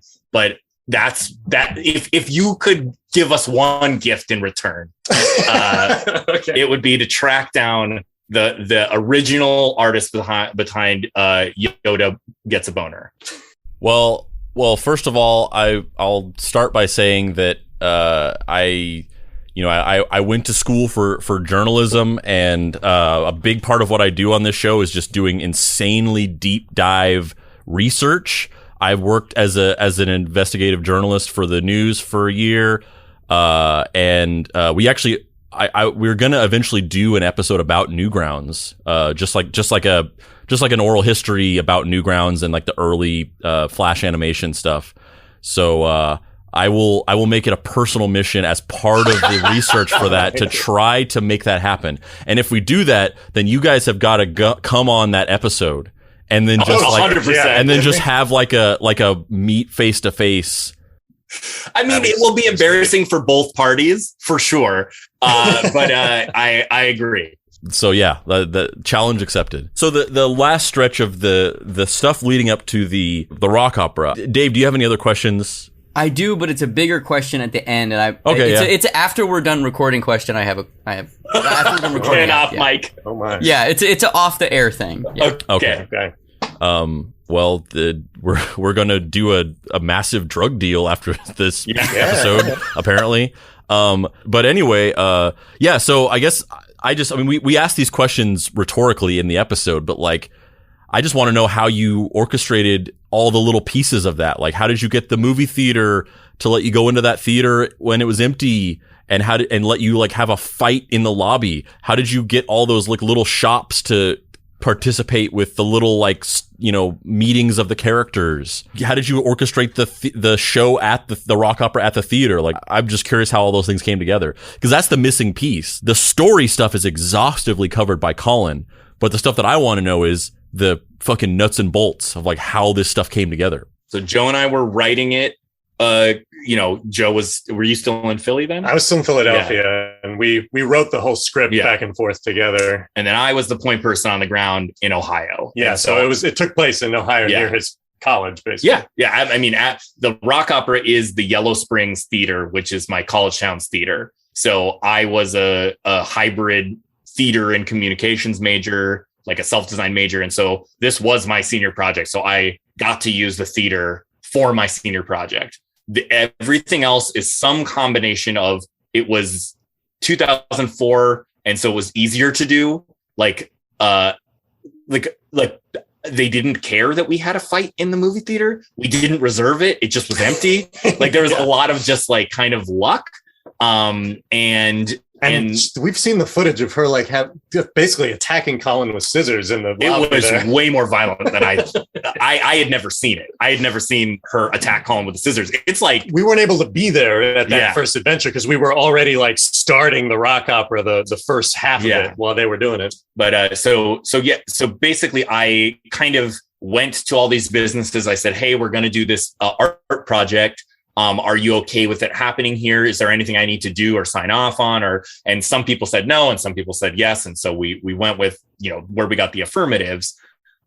With there's a town near Yellow Springs, Ohio that has like 7 Halloween stores in one town, and like Christmas stores and Halloween stores. And that's the vibrant industry. God, I'm sure it's gone now. As I said it out loud, I was like, there's no way this town still looks the way it did 20 years ago. But at the time, its entire main street was Halloween and Christmas stores. And so I thought that would be a very fun location to take Colin, and it would have a couple places that were a little more like fantastic. So we talked to the clerk at one of the stores and we asked her if it would be okay if we brought something in that we would pretend to shoplift. And her job would be that when she heard the magic words, to faint. And so and if she could get everyone in the store, and also to catch Colin too, it was like stopping, to stop him. So we basically, hey, sir, stop right there. Told, and she was game. It's a town with 7 Halloween stores. It was a pretty good bet that they would be okay with doing something weird. And Darwin Thundersistle yelled out like the magic words, and she just like she drops and faints. So like fun. That was like a lot of these things ultimately were like, we'd have an idea, like that was the core idea. Can we get Colin and this wizard to shout out magic words and everyone in the store fall down? So like it looked like they were put to sleep. So that would be the impetus for the idea, and then I would just go talk to the store and see what version of it we could feasibly make happen. And they were like, you overestimate how many customers we will have. Yeah, exactly. Clear sailing. There's no one in here. Yeah. It's not Halloween. And the unsung heroes of this project are the clerks and the servers and people that brought envelopes to the table and things like that. Those are the unsung heroes. A lot of people said yes, and then we had people on the ground in Ohio. So I had like a full theater staff working on this basically. So we had someone communicating with the team that was out on the adventure, and then they were running certain items back and forth. And so we were coordinating with a full team of volunteers. And so they were helping me with the timing of everything. And then we knew, okay, the Rock Opera starts at 6. Colin's estimated arrival time is around 6:30, and then we'll and as long as we can line that up and the video, like, so the audience sees Colin entering the theater on the video, and then Colin opens the doors and there's like a song playing exalting him as the Messiah and the savior of the future, then we've done our job. And so like that was the big coordination effort that needed to happen. And for the most part, we did a good, like there was one moment where we had to stall the adventure a little bit because they were going too fast to catch up to the show. But other than that, it went pretty according to plan. Like we had enough weirdness in there, like enough stalling adventure things. Yeah, and nuts and bolts. Like we sat down a day or maybe just a day ahead of time with all the actors, and we're like, all right, here's the basic schedule of what you guys are going to do. Like take them here. And now you guys kind of can figure out like what you're going to say and how exactly you're going to accomplish that. But Yeah, we basically timed it all out ahead of time and did like sort of a mini rehearsal. Yeah, we did I think we did a drive run where we did all the driving and to see how long it would take. To make sure that we were staying on time. Same with the adventure in Minneapolis. I remember we did like a drive ahead of time to see how long it would be between the places. And then the stuff in the adventure, like all the stores were pretty cool. Like the bookstore that we went to, we said, hey, we're going to plant this book somewhere in your store. We're going to have 2 people in costumes coming in, and they were okay. And I even like watching the tape yesterday, I was like, oh, I know the clerk at the store. I guess I knew who was who was there that day. So then Colin goes into the bookstore. He solves the riddle and finds like a book of himself, and that's where finds the comic book. So that was like, again, the experience we wanted to create was, what if you found a book that was about you? And so then we were like, what's the coolest or the simplest way we can do that, where we can make that an effective point in the adventure? And I think another thing I want to add about that pre-adventure before the rock opera was we wanted it to seem similar to what we had done the year before. So he was kind of lulled into this, like, okay, I know how this is going to go. I'm going to solve puzzles. I'm going to go around town.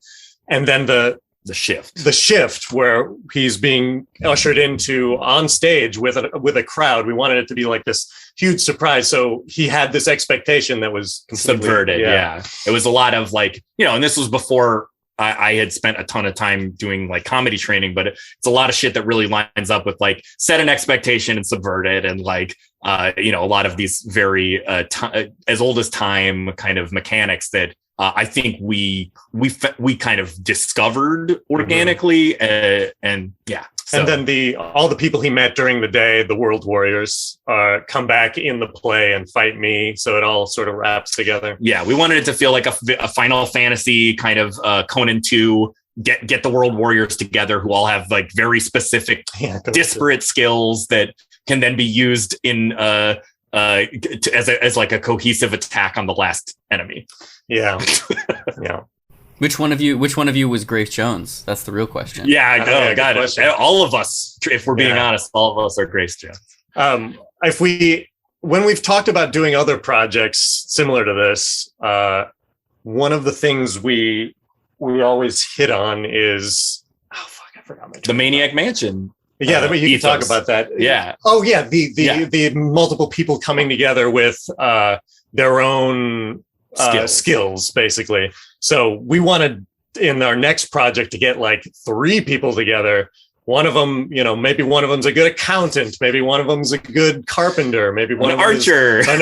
Maybe they like archery, or for some reason they can pick locks. We wanted like 3 people to come together and then use these skills to to solve. We have a mostly written project that we wrote probably in our like mid-20s that was supposed to be a version of a real life Maniac Mansion, where we would have like a real life point and click adventure game. Yeah. So like an application would be mysteriously put on the internet, and you would fill out the application, and then the 4 people we choose, or the 8 people we choose, would receive letters in the mail, and they would be ushered to a strange mansion where they would all use their skills to solve an adventure together. Obviously, coordinating something like that is much more complicated. We could never raise the funds, but that was always like this pie in the sky follow-up project that we wanted to do. I fucking love that. I mean, I love Maniac Mansion. Day of the Tentacle is probably my favorite. Definitely top 5. Yeah, I mean, we're hugely influenced by video games, obviously, and I played all the point and click adventure games that maybe have ever been made, so I was hugely influenced by that too. Wanted those kind of puzzles to be in there. Was I right? Was Ultra a real life hairdresser? It was not a real life hairdresser. This was one of the few places that you were wrong. I feel like I hit a lot of nails on the head, and I'm surprised that one was not right, because I was like, just my inductive reasoning. She was an actor, and like honestly, my campus was a lot of people with DIY haircuts. Like it was a lot of concept hair. I think it was just in the air. I mean, it was a bold choice to she made a bold choice to like cut Colin's hair and vice versa. It was good. I mean, it's awesome. We just watched it last night, and he's like, okay, I'll take a little snip. And she goes, no, a big, like, cut a lot of my hair out. I guess the last thing about that whole thing is, just, I mean, I guess maybe you've already answered this, but, just, how did you put together the sets and all the props and the costumes? Like, was that just a big team effort with all of these, friends and people that you got together? More or less, like, there were a lot of different skills we needed that I didn't have. And you got to leverage, like, people from the theater department. Yeah, I got to work with some awesome people at the Antioch area theater. And so I did get some help, and we had some things, like, basically we had scaffolding there. So I was like, okay, let's make the base of the set scaffolding and make it feel really post-apocalyptic. And then we we have this weird hydraulic lift. And I was like, okay, well, we could put the band on the hydraulic lift and it can spin around and like really center them as the centerpiece of so there were certain things that were there that we played with. And then there was stuff like, okay, I knew that we needed to do some welding if we were going to build a doomsday device. So we had the doomsday device. I don't know if you guys could see, but it like moved and spun around and like had a turret that could go up and down. We could probably send him a clip of that. Yeah. And so I found a friend who was a welder in the Dayton area, and he came in like 2 days a week basically with me and taught me how to do TIG welding. And we welded this machine together, and then we welded the time pod, and then we welded this robot that was basically just a DVD player that would play stuff for the exhibit of the gallery. But so it was like little skills I would either have someone help me learn or would ask a friend who had that skill to volunteer for the show. Yeah, we were getting the World Warriors together. Yep. Yeah. And I remember working like with the woman who was working on sound, and like in the last week, like collecting all the sound effects she did great. We were going to do, and yeah. she did great. Yeah. Is there any other reflections that you have? I mean, because basically, if you look at Colin's website, he sort of wraps it up of like, you drop the kayfabe, you invite him out to dinner, and you kind of just all kind of bask in this like bizarre thing. But is there any other like reflections on the end of that after it was all said and done that you had, or any other thoughts or just experiences that you had with after the whole thing just kind of ended? I mean, there was a party that night at Antioch, and Colin was like the guest of honor. Everyone was wild about him. Like, one of the ways I got money from the community activities board at my college was that I had Totally Rad play a show. And so we turned it into a party that night, and they played their music at like a dance party. And then I went to Antioch College, which is like a weird radical liberal arts college in the middle of like a cornfield in Ohio. And it is a pretty wild school, very formative for me. But we had a dance space at the time, and every week there was a school sanctioned keg. And the idea was that everyone would, it's a very small school. It's like 300 kids by the time I was graduating. And every Friday and Saturday, there would be like a school sanctioned keg in this graffiti safe kind of warehouse feeling space. So people could do whatever they wanted in this space. But the idea was that it would be safe, because instead of people hiding their drugs and drinking, they would all do it together and be in a place where they could support each other. And it was pretty awesome. And so we had this big party that night in that space, and Colin was like the king of the night. Like, everyone wanted his autograph and like wanted to talk with him and hang out with him. And there were some people that tried to bed him that evening. And so it was a pretty wild, fun culmination. It was definitely like the high. Yeah, it was a huge high. And in the weeks that followed, I believe Colin asked us to fill in a lot of the gaps that he didn't know about. And there was a lot of that fun, like, all right, we'll explain how it happened and why we did it, and all the little secrets. And that was fun. Yeah, it was totally. And I guess on like last reflections, ultimately I went away from this, this is what I've always been passionate about. And obviously this wasn't a job when we did it, but it ended up really informing things that are centrally important to like my life, and centrally important to like who I wanted to be and what I wanted to do. And so it took me a while of like kind of meandering around, but I was able to kind of like come back and incorporate a lot of the things I loved about it into the work I do again. And, escape rooms and interactive theater. And so it really was, so I just can't underline and emphasize enough how centrally important and formative, like doing this was for me.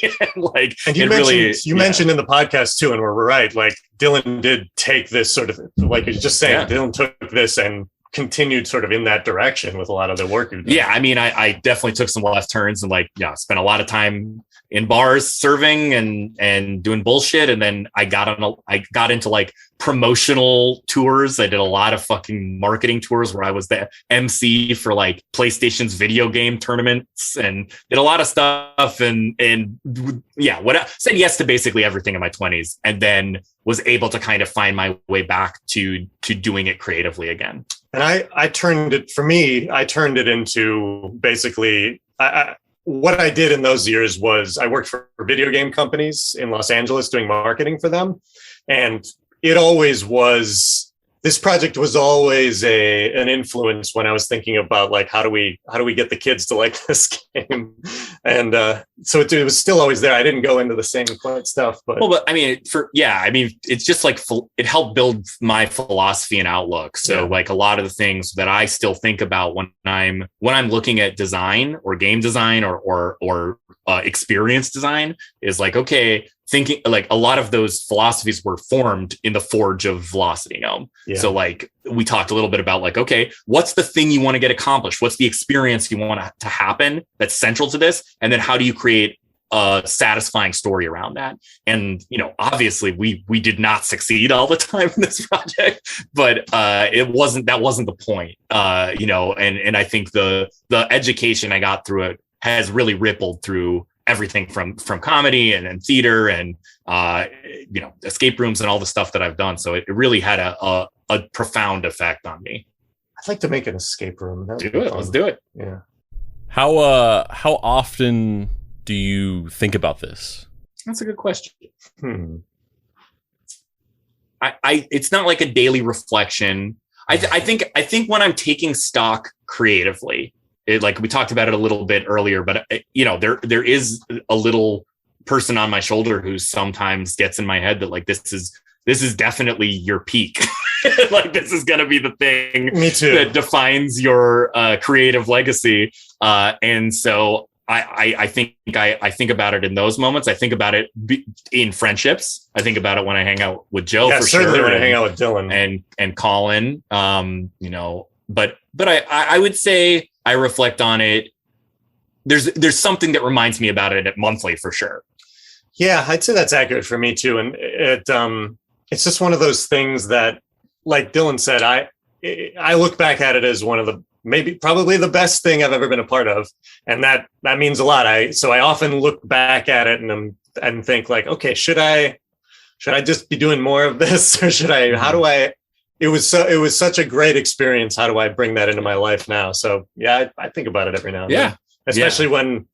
But sometimes it gets lost for a while, and then something like this happens, and we remember that we still need to edit together the rock opera. Yeah, exactly. when the embers start to glow again, it definitely the internet embers. I definitely end up reflecting on it more. So thank you so much for doing this. It's really cool to talk to you guys, especially after all these years that I've been like fascinated and obsessed with this story, and it's inspired me heavily. And I've done a lot of things creatively that were either heavily inspired by it, or as I said before, just directly ripped off from it. I've definitely borrowed a lot of the ideas and mechanics that I was fascinated by in what was done here. And I really enjoyed learning some things that I've been wondering about for I don't even know, over a decade or whatever it's been. So now Dave is gonna try to unload 400 pounds of Lady H on you, or whatever he's gonna do. It's been a treat. Like, we really appreciate y'all having us on, and absolutely, it really means a lot to know that it still has impact, and it still is such like both a time capsule and a touchstone to like many things. And that it inspires people. I mean, that's awesome. Great. That rules. So hit us. Well, Dave. All right. So okay. All right. Well, I didn't know if we were like if you were actually going to stop recording or if we're just going to record me asking this question as well. So I mean, it depends. Are you gonna ask them if they've ever like murdered a homeless person or something? Like no. It's fine. It's not. This is so much more of a build up than it even remotely deserves. Like this is going to be such a letdown. Yeah. All right. What's our next job? yeah. This is going to be such a letdown.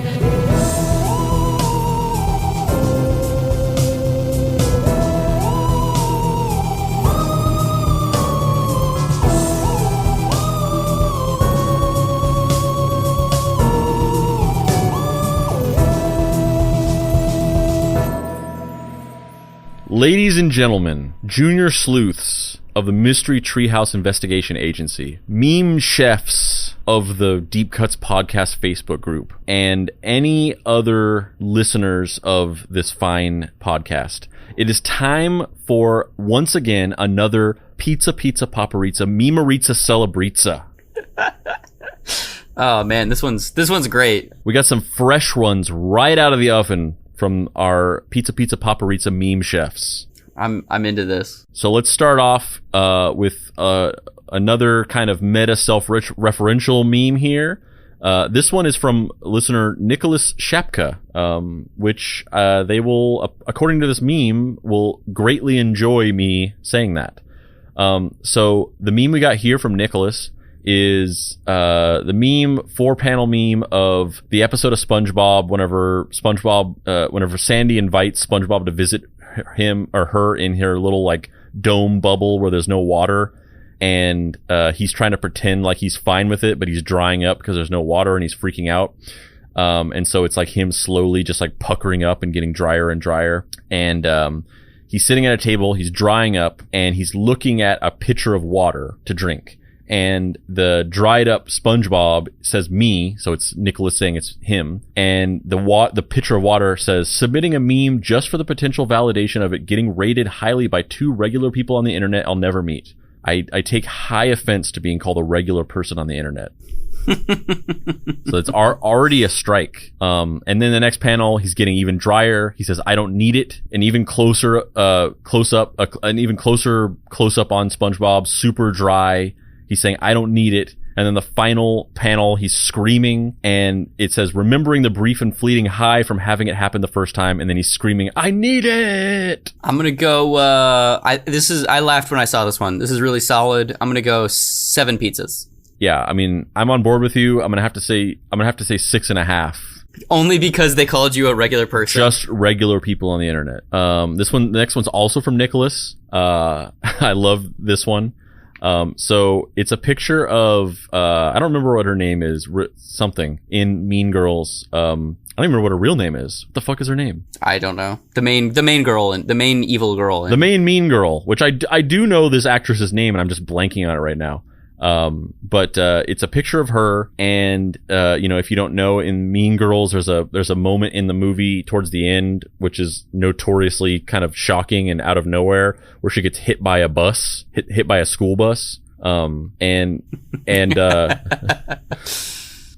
so the first panel is a picture of her, and it says me listening to acts 1 and 2 of the James Heydrich episode that came out last week. Brainstorming memes about James Heydrich and Bob Barker come. And then the second panel is the bus, a picture of the school bus, and it says act 3. Of course, referencing the fact that in the James Heydrich episode, the first 2 acts are light-hearted and fun and just about this grifter guy and us making fun of him. And then the third act was just about how he was a horrible pedophile and did these awful things to children. I loved this. I'm gonna go Junior Fellini. Fellini Jr., that's 8, right? I'm gonna have to go with Fellini, full Fellini, 8.5.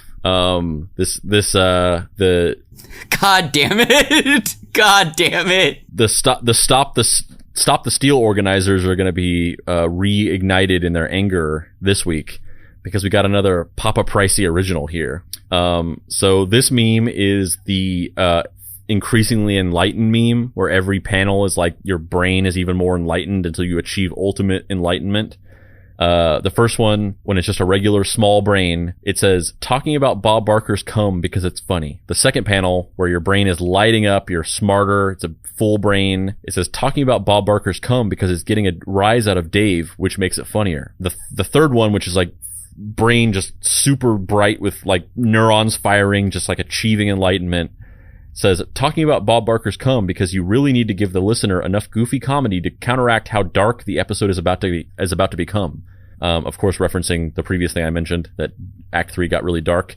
And then the final panel, Ultimate Enlightenment, talking about Bob Barker's cum as an entirely calculated move because you know it'll spark tons of memes in the group and you're playing everybody like a fiddle. Bro, I'm gonna go 9.5. This is like really good. I'm gonna go 9.5. 9.5. And I also want to tag on, just because I did think it was actually a funny thing that I should have thought of. Eric Dyring, he added in the comments, he added a final thing to the meme, which I should have added, which was like a further enlightenment, where it's like you've attained universal enlightenment. And it's a picture of this body that's just like in the cosmos, just like ascending to the fucking heavens. Yeah, it's a photo of William Weller Wexler. Wexler Weller. It's a photo. Oh my God. It's a photo of Charles Wexler Weller achieving universal oneness. And it says, talking about Bob Barker's cum because it's funny, which is the punchline to this that I should have thought of. Yeah, it would have been a full 10 if Eric Dyring had done it. Yeah. This one is by Ed Zachary, previous champion of the Pizza Paparizza Memorizza Celebrezza. And it's a picture of James Heydrich using his mind powers to flip the page of a phone book. And he's saying, I have unlocked the powers of the universe. And then the next panel is Violent J, and he's peeking in and he's saying, bitch, how do magnets work? I'm going to go 7. 7? Yeah, I think I'm going to go 7 too. 7 sounds like a good score for this one.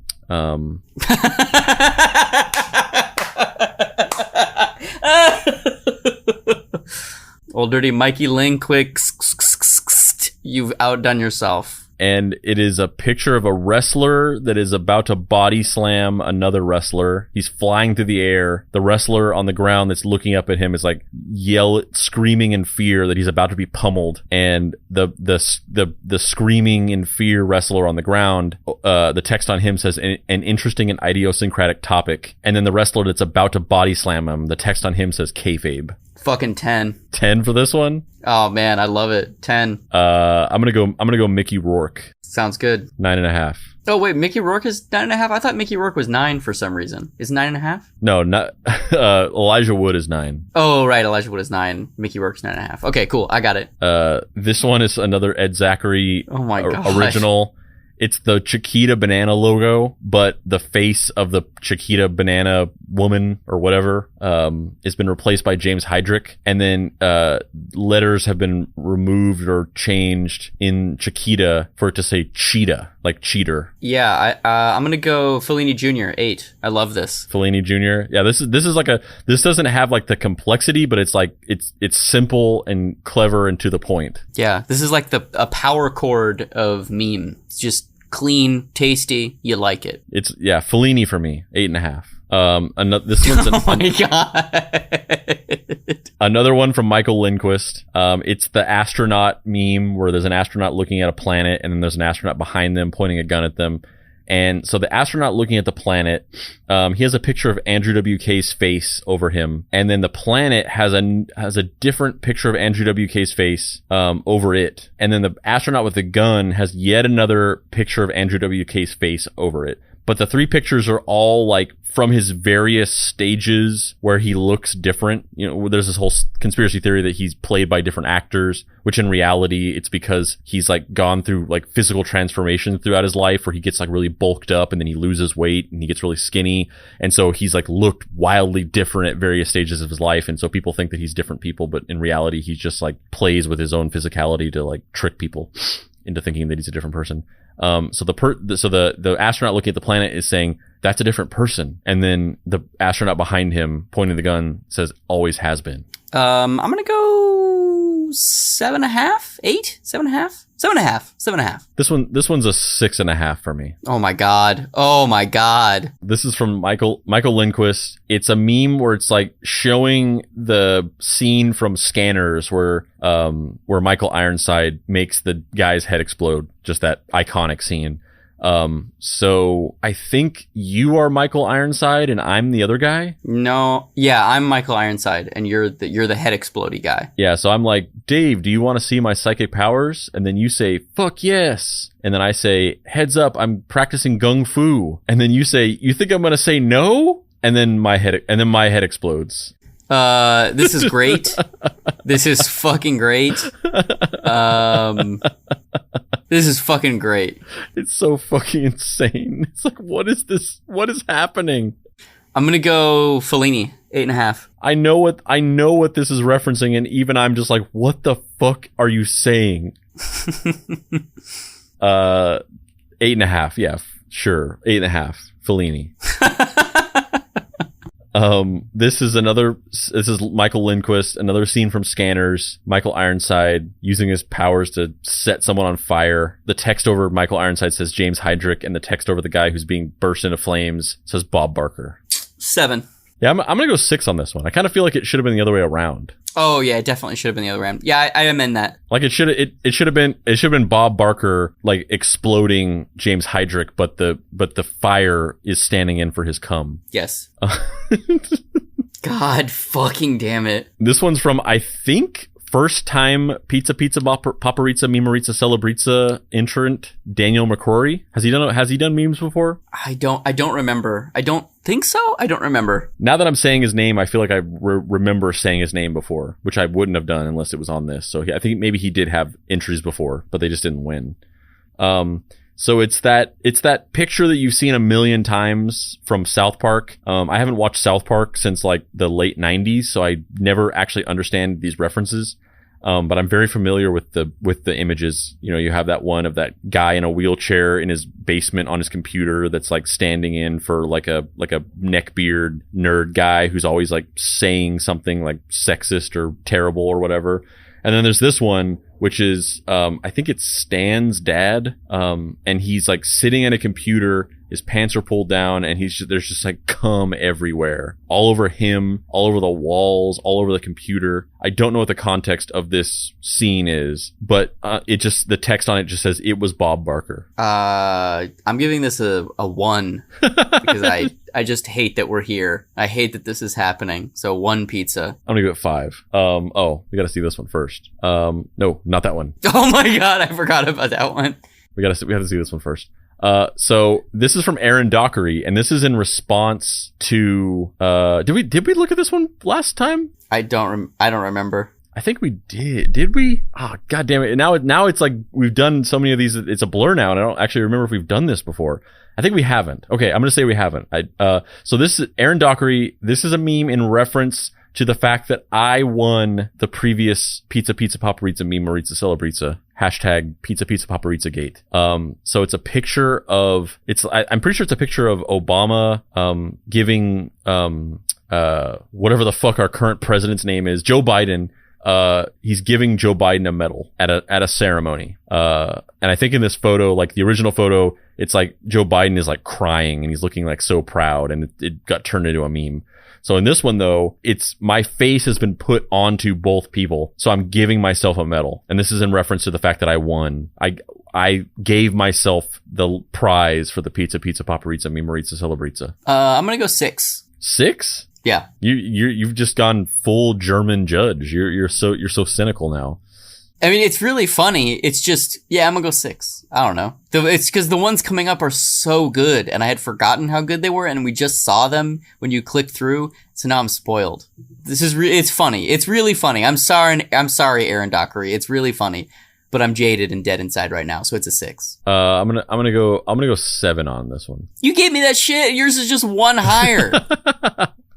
I mean, obviously you've influenced my score. And then this next one is from Mike Miller. Oh my god. It's the brain evolution meme, the same one that I did. Thanks for stealing that, Mike. But the first one, it says being mad that Andrew named himself meme winner. The second one, a little bit more enlightened. being mad that they only talked about 3 memes because the last meme, the last Pizza Paparizza Celebrizza meme, the last Pizza Paparizza Memerizza Celebrizza was very short. We only did 3. Then the next one, where it's even more enlightened, is just a picture of that meme that we just described. So even though you've given it a 6, but Mike Miller is saying that this is like a transcendent meme. Yeah. And then the final one, Ultimate Enlightenment, realizing that the entirety of Deep Cuts is an ARG cooked up by aliens, and we're all just bit players in an extra long Bacon and Legs Miami Nights holiday special for Pizza Paparizza celebrates Happy Pizza Days events. I love this. This is a 10. Yeah, 10. 10. Full 10. Full 10. Like, filled to the brim so much that if you take the lid off of it, like, pizza ooze would come out of it. Like, it's like the whole pizza box is filled with pizza. Like, they made a pizza and then they made a specific pizza to fill in the gaps around the circular pizza in a negative shape of pizza box. Yeah. I mean, you kind of have to give somebody 10 when, you're going to take this idea of the Happy Pizza Days and incorporate it into the show and not give him any actual credit or compensation. Yep, for you're it. getting paid in 10s. Congratulations, Mike Miller. This one, I can't even talk about this one. This is definitely the craziest meme we've had in here. And I'm so sad that it's going up against that Mike Miller meme, because that Mike Miller meme should win this week. This is the same thing that's already happened. It's the same thing. That Mike Miller meme should win this week, but it won't, because this is the most bizarre, insane thing I've ever seen. I feel like we probably at some point have to build in some kind of handicap though, because Bill Bixby's Oscar is just going to keep making these. And if by this logic, he's just going to keep winning. Like, all he has to do is just make one of these and he'll win every week. Every fucking week. What is this? What is this? This is the craziest shit I've ever seen. This is from Bill Bixby's Oscar, and I find it ironic that the person who makes these memes that, keep winning, their actual real name is not, like, we don't know their real name, so they're not getting any kind of direct recognition for these wins. It's just getting credited to a pseudonym. But it's a movie poster that defies explanation in every way, but I'm going to try. So at the top it says Bacon and Legs presents Mothman's Bazookalypse. A prison baby picture. A prison baby picture. The background, just to try to go from like least insane to most insane, the background is this some kind of weird design? It looks like it's an explosion. Oh, is it an explosion? It's an explosion that's like zoomed in on, so it's like an abstract. Okay, so yeah, it's like a super abstract like collection of shapes and designs that I couldn't even recognize. I thought it was like jelly or something. And then so there's a nude man facing away from the camera, so he's like naked and you can just see his butt, and he's got moth wings, and then he has a banana sticking out of the side of him, implying that it's his dick. And then at the bottom it says written and directed and starring Nicolas Cage, written by, directed and starring Nicolas Cage, as Laz Rojas, as Paul Verhoeven, filmed on location in Juarez, Mexico. And then it's got Cheech Marin from Dusk Till Dawn as a Catholic priest with a shotgun, and then some like nun in like a skin tight leather like bodysuit and a face mask carrying a machine gun. And then Dolph Lundgren from the climax of the Punisher film, where he's shirtless with a katana. And then these two like aliens that are holding guns and like smoking drugs for some reason. And Cheech Marin is saying, Price and fucking Baker, they stole the Memerizza. And then the aliens are saying, Bacon and Legs are Price and Baker, asshole. And then the tagline for the movie is, they took his fucking memes. They fucked his fucking name. They put him in a prison made for fucking babies. Which this is just, it sounds crazy hearing it. it's 10 times crazier seeing it. Now it's time for some fucking payback. This is fucking surreal. I kind of feel like we just have to stop here. Like this has to be the crescendo of this episode, right? I mean, where do we go from here? This is insane. And I'm low key not convinced that Bill Bixby's Oscar is not someone else in the group. Like I'm kind of not convinced that like Bill Bixby's Oscar is not Aaron Dockery or Mike Miller or Eric Dyring or one of the other, Brock McDonald. Old McDonald had a pseudonym. Yeah, like I'm not convinced that this isn't one of those people. I'm not. It's crossed my mind a few times that this is you. More corruption in the pizza paparizza mimarizza celebrizza. How far does this rabbit hole go? What do you think, man? What's your vote for who wins this pizza paparizza mimarizza celebrizza? Oh, come on. You think I'm going to say not Bill Bixby's Oscar? Yeah, I have to say it too. Congratulations, Bill Bixby's Oscar. Your Bacon and Legs presents Mothman's Bazookacalypse it's a triumph. It's a triumph. The question is, what do we do? What do we do here? And I'm sorry. The question is, what do we do here? Do we build in some kind of handicap? Or do we just have to say like just step up your game? Like do we say like we have to build in some kind of mechanism for not letting Bill Bixby's Oscar win every week by doing another one of these things? Or do we just say simply like everybody else has to just rise to the occasion? I think what we'll do is we'll put a poll in the group when this comes out, and the poll will be that there's a limit to you can only win 1 week in a row, or you can only win 3 weeks in a row, or something like that. Or it's a free for all and there are no limits, and may the best meme win. We'll let the people decide what the rule is. Yeah. I mean, we know what they're all going to vote. What are they going to vote? They're going to vote for the limit. Yeah. I think that there should be 2 options. It's you can, after you win 3 in a row, you can't win the next week, or the meme, just free for all. But man, Bill Bixby's Oscar truly is the Michael Jordan of making deep cuts themed memes. Like, this is crazy. And the worst part is I get every one of these reference more or less, like some of them aren't directly related to the podcast. Some of them are, but the ones that are like, oh, yep. I know where that's from. I know where that's from. I know where that's from. And they're like deep cuts. Like it's not just like I listened to one episode. Like they're like, this is crazy. This is fucking nuts. Yeah. I mean, we haven't talked about our alter egos and former television character names, Bacon and Legs, for a while. Yeah. Yeah. Well, standing ovation to Bill Bixby's Oscar. Congratulations, and we'll see you next week.